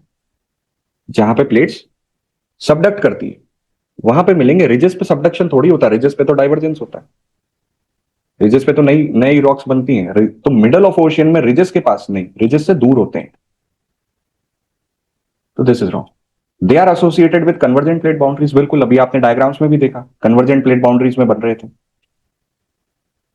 Pacific ocean has more number of identified trenches, बिल्कुल सही बात है, यहां पे प्लेट मूवमेंट ही कुछ ऐसा है कि बहुत सारे ट्रेंचेस नजर आएंगे आपको, तो this gives us answer only 2, B.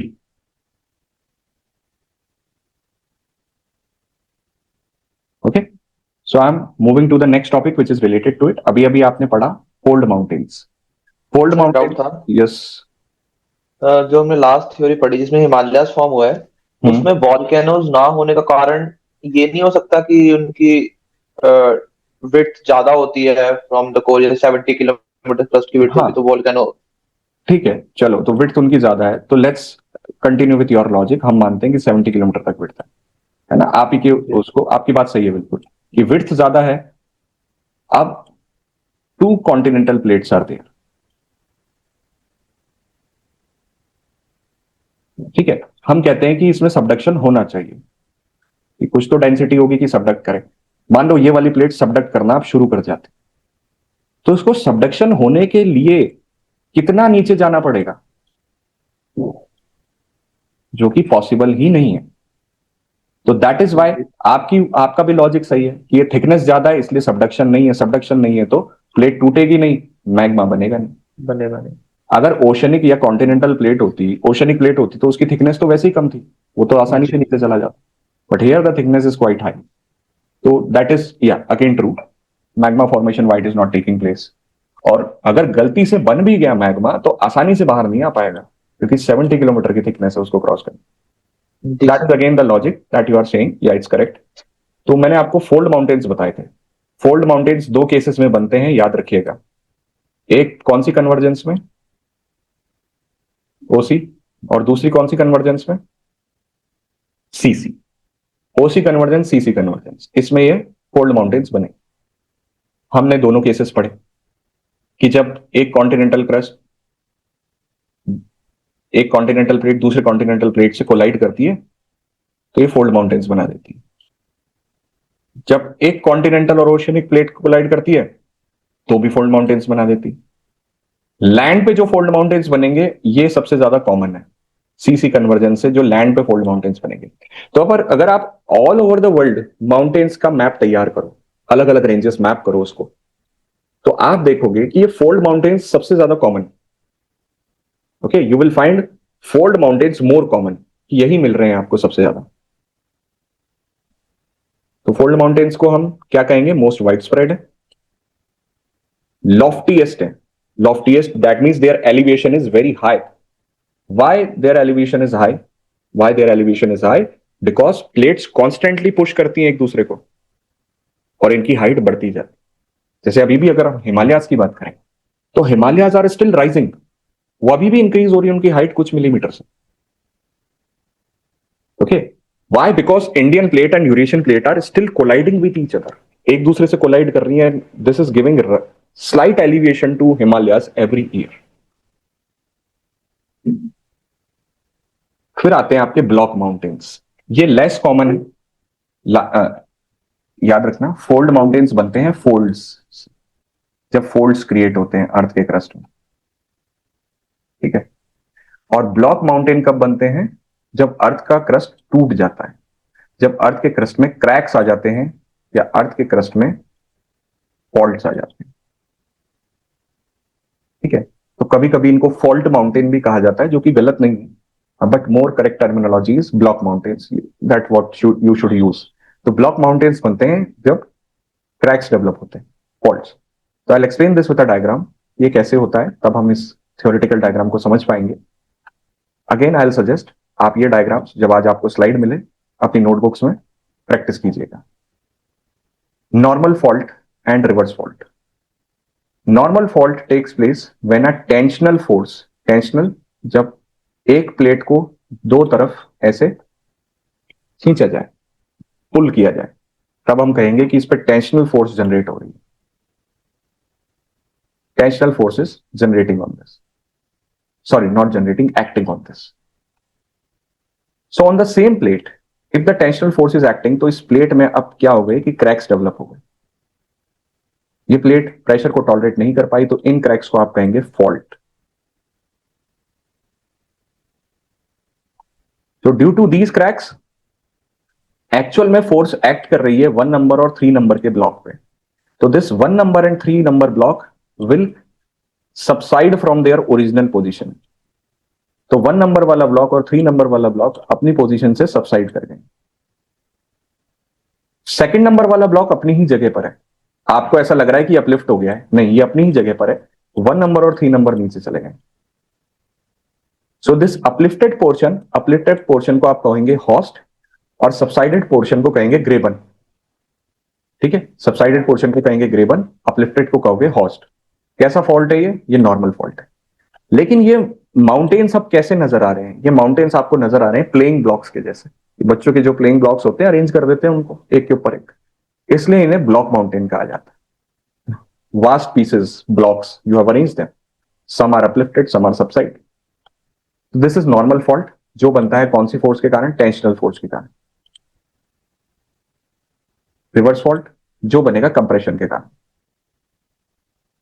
When compressional force acts from both the sides, इस प्लेट पे, तो here again the faults are developed.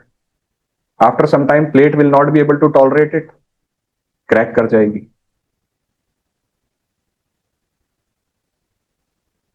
Crack कर गई, इसके बाद ये जो स्पेसेस है एक्चुअल में फोर्स एक्ट कर रही है 1 नंबर ब्लॉक और 3 नंबर ब्लॉक पे। तो ये ब्लॉक्स कांस्टेंट पुशिंग के कारण अपनी जगह से थोड़े से ऊपर चले जाएंगे, अपलिफ्ट हो जाएंगे। आपको लगेगा सेकंड नंबर वाला ब्लॉक सबसाइड कर गया, नहीं, ये अपनी ही जगह पर है, इस पे डायरेक्टली फोर्स एक्ट कर भी नहीं रही है। फोर्स एक्ट कर रही है 1 नंबर पे और 3 नंबर पे, and the force will push them upwards. तो सेम लॉजिक से जो सबसाइडेड पोर्शन है ये ग्रेबन बन गया और अपलिफ्टेड पोर्शन है ये हॉस्ट बन गया। टर्मिनोलॉजी सेम रहेगी, लेकिन अब आप अगर इस वाले फॉल्ट में ध्यान से देखो तो ग्रेबन एक्चुअल में कौन सी लैंड फॉर्म है, अर्थ की कौन सी लैंड फॉर्म है ये एक वैली है। दो माउंटेन्स के बीच की स्पेस हुई ना वैली, तो वैली जैसा बनता है ग्रेबन ब्लॉक माउंटेन्स। इसको हम रिफ्ट वैली भी कहते हैं। रिफ्ट यानी गैप, स्पेस, दो पोर्शंस के बीच में स्पेस आ जाना, गैप आ जाना। तो the same gap you can see here, it is called a rift valley. This is a ग्रेबन। Okay, block mountains, uplifted portion host, subsided portion ग्रेबन। कब होता है? जब वर्टिकल डिस्प्लेसमेंट हो ब्लॉक्स का, नॉर्मल फॉल्ट या रिवर्स फॉल्ट के case में।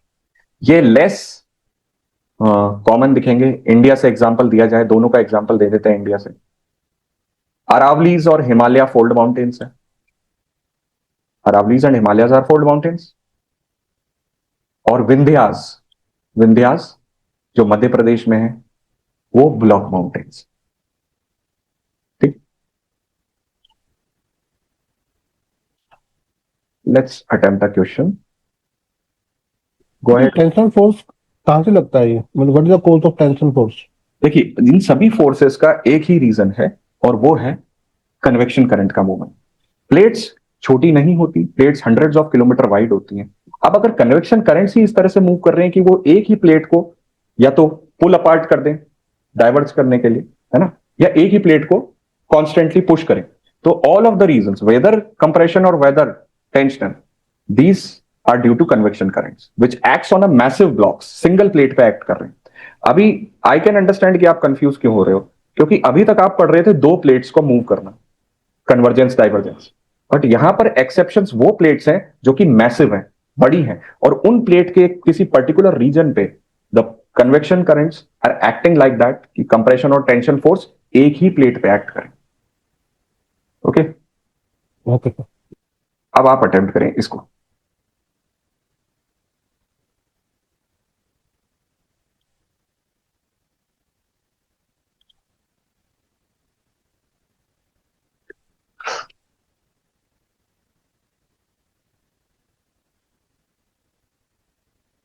Form due to faulting.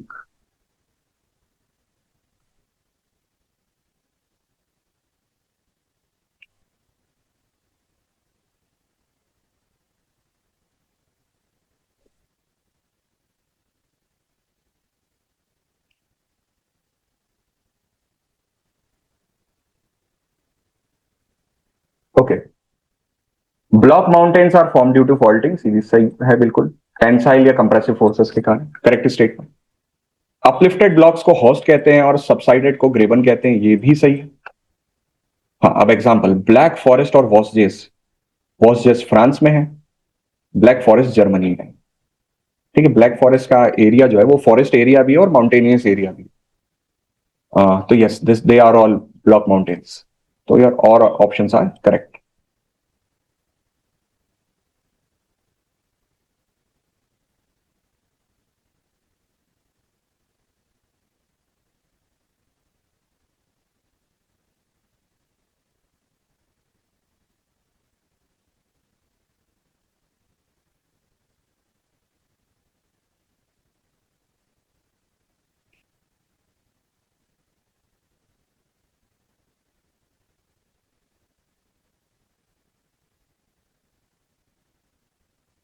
Yeah, good.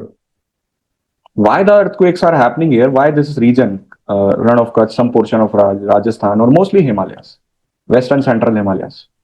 ये क्यों है? क्योंकि इंडियन प्लेट कॉन्स्टेंटली कोलाइड कर रही है यूरेशियन प्लेट से, and this makes it earthquake prone zone.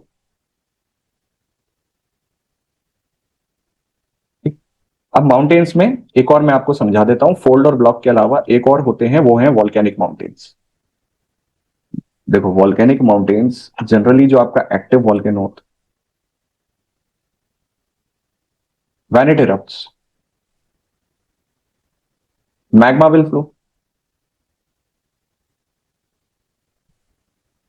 it erupts, magma will flow, magma will cool down on the surface। तो जब मैग्मा कूल डाउन होने लगेगा तो लेयर बाय लेयर ये डिपॉजिट होता जाएगा ना इसकी सरफेस पे, layer by layer it will get deposit, तो एक नई सरफेस बना देगा। This mountain will start taking shape, mountain की शेप ये लेने लगेगा।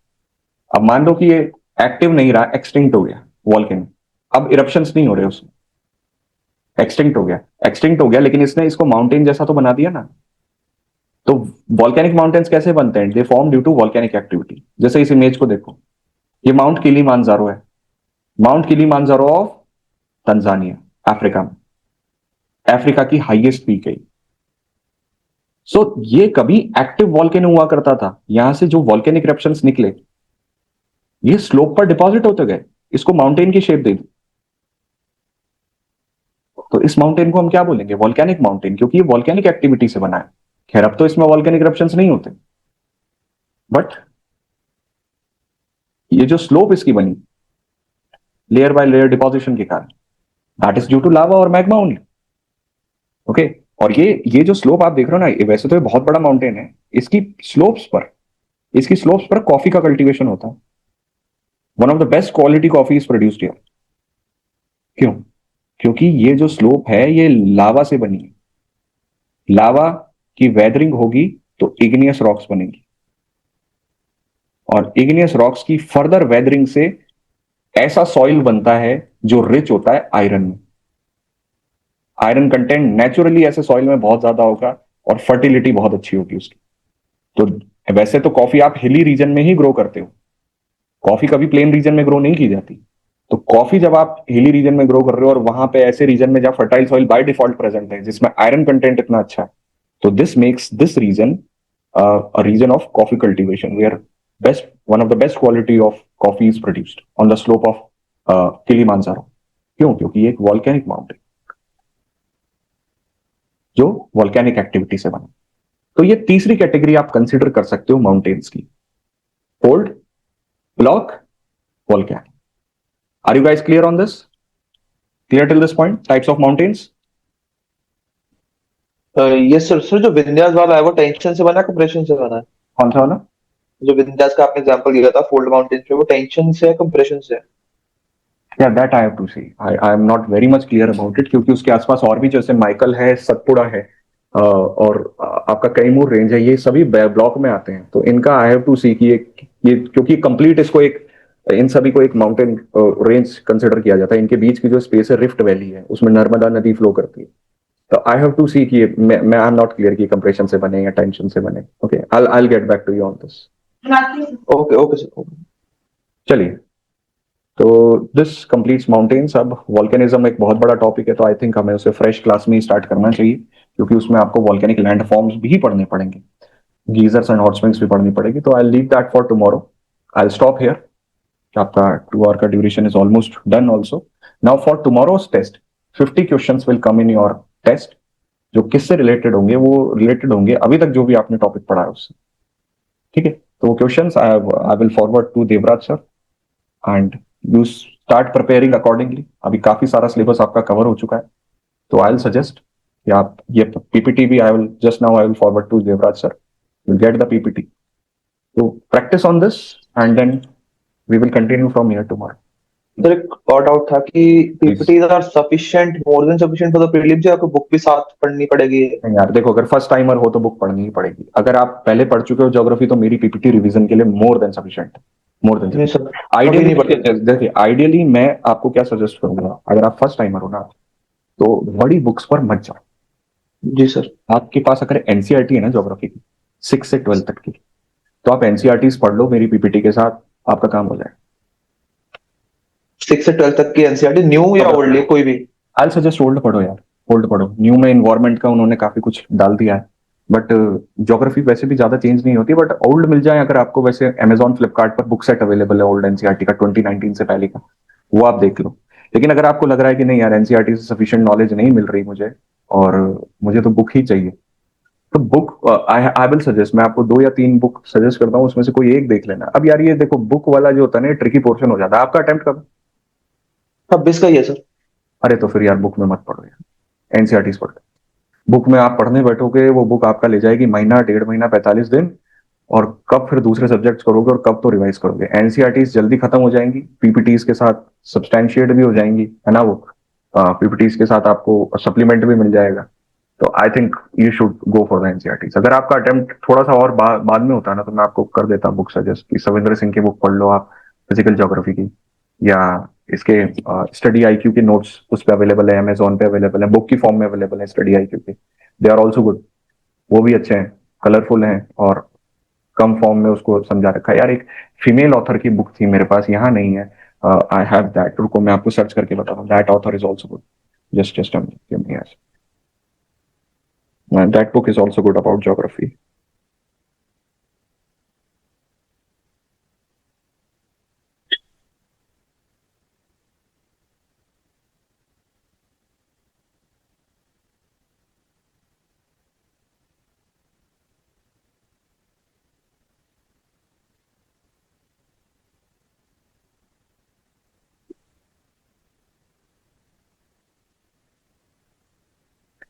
Because that author, as I can remember, has herself cleared this UPSC, and she has written a good book.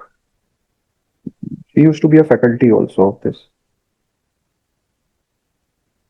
So that book is with me, but not right now. So I'm unable to recall the author. Let me search and I'll tell you.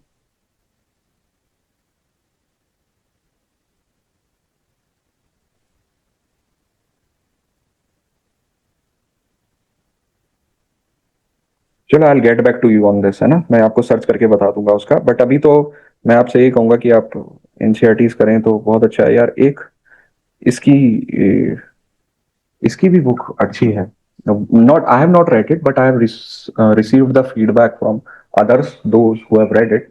तो वो आप try कर सकते हो, ठीक है, ये आप ट्राई कर लो, ये वाली बुक। क्योंकि बताइए सर। प्रेजेंट में कुछ स्टूडेंट्स बता रहे हैं ना, एक बुक है, ऑथर का नाम है जयकृष्ण सनापा, जयकृष्ण सनापा। आपको मिल जाएगी अमेजोन पे, जयकृष्ण सनापा, यूपीएससी ज्योग्राफी आप डाल देना, Jaikrishna Sanapa. So it's easy to read and understand also. तो वो बुक आप ले सकते हो, ठीक है, ये वाला कर लो आप, ये काम कर लो, आप बुक के साथ पढ़ लो, है ना, तो दैट वुड बी गुड।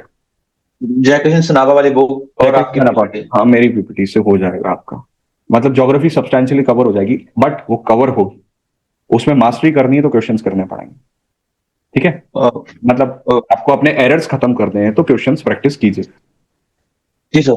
ठीक है। तो जो शीट में आते हैं जो आप भेजते हैं इसमें 7-7 तो सारे प्रैक्टिस ये साथ ही साथ अगर और मिल जाए आपको तो करें, क्वेश्चंस की तो कोई लिमिट नहीं हो। जी Okay? सर। चलिए, तो कल मिलते हैं सेम टाइम पे 8:30 in night, and we will continue from our discussion. Thank you sir. Thank you. Okay.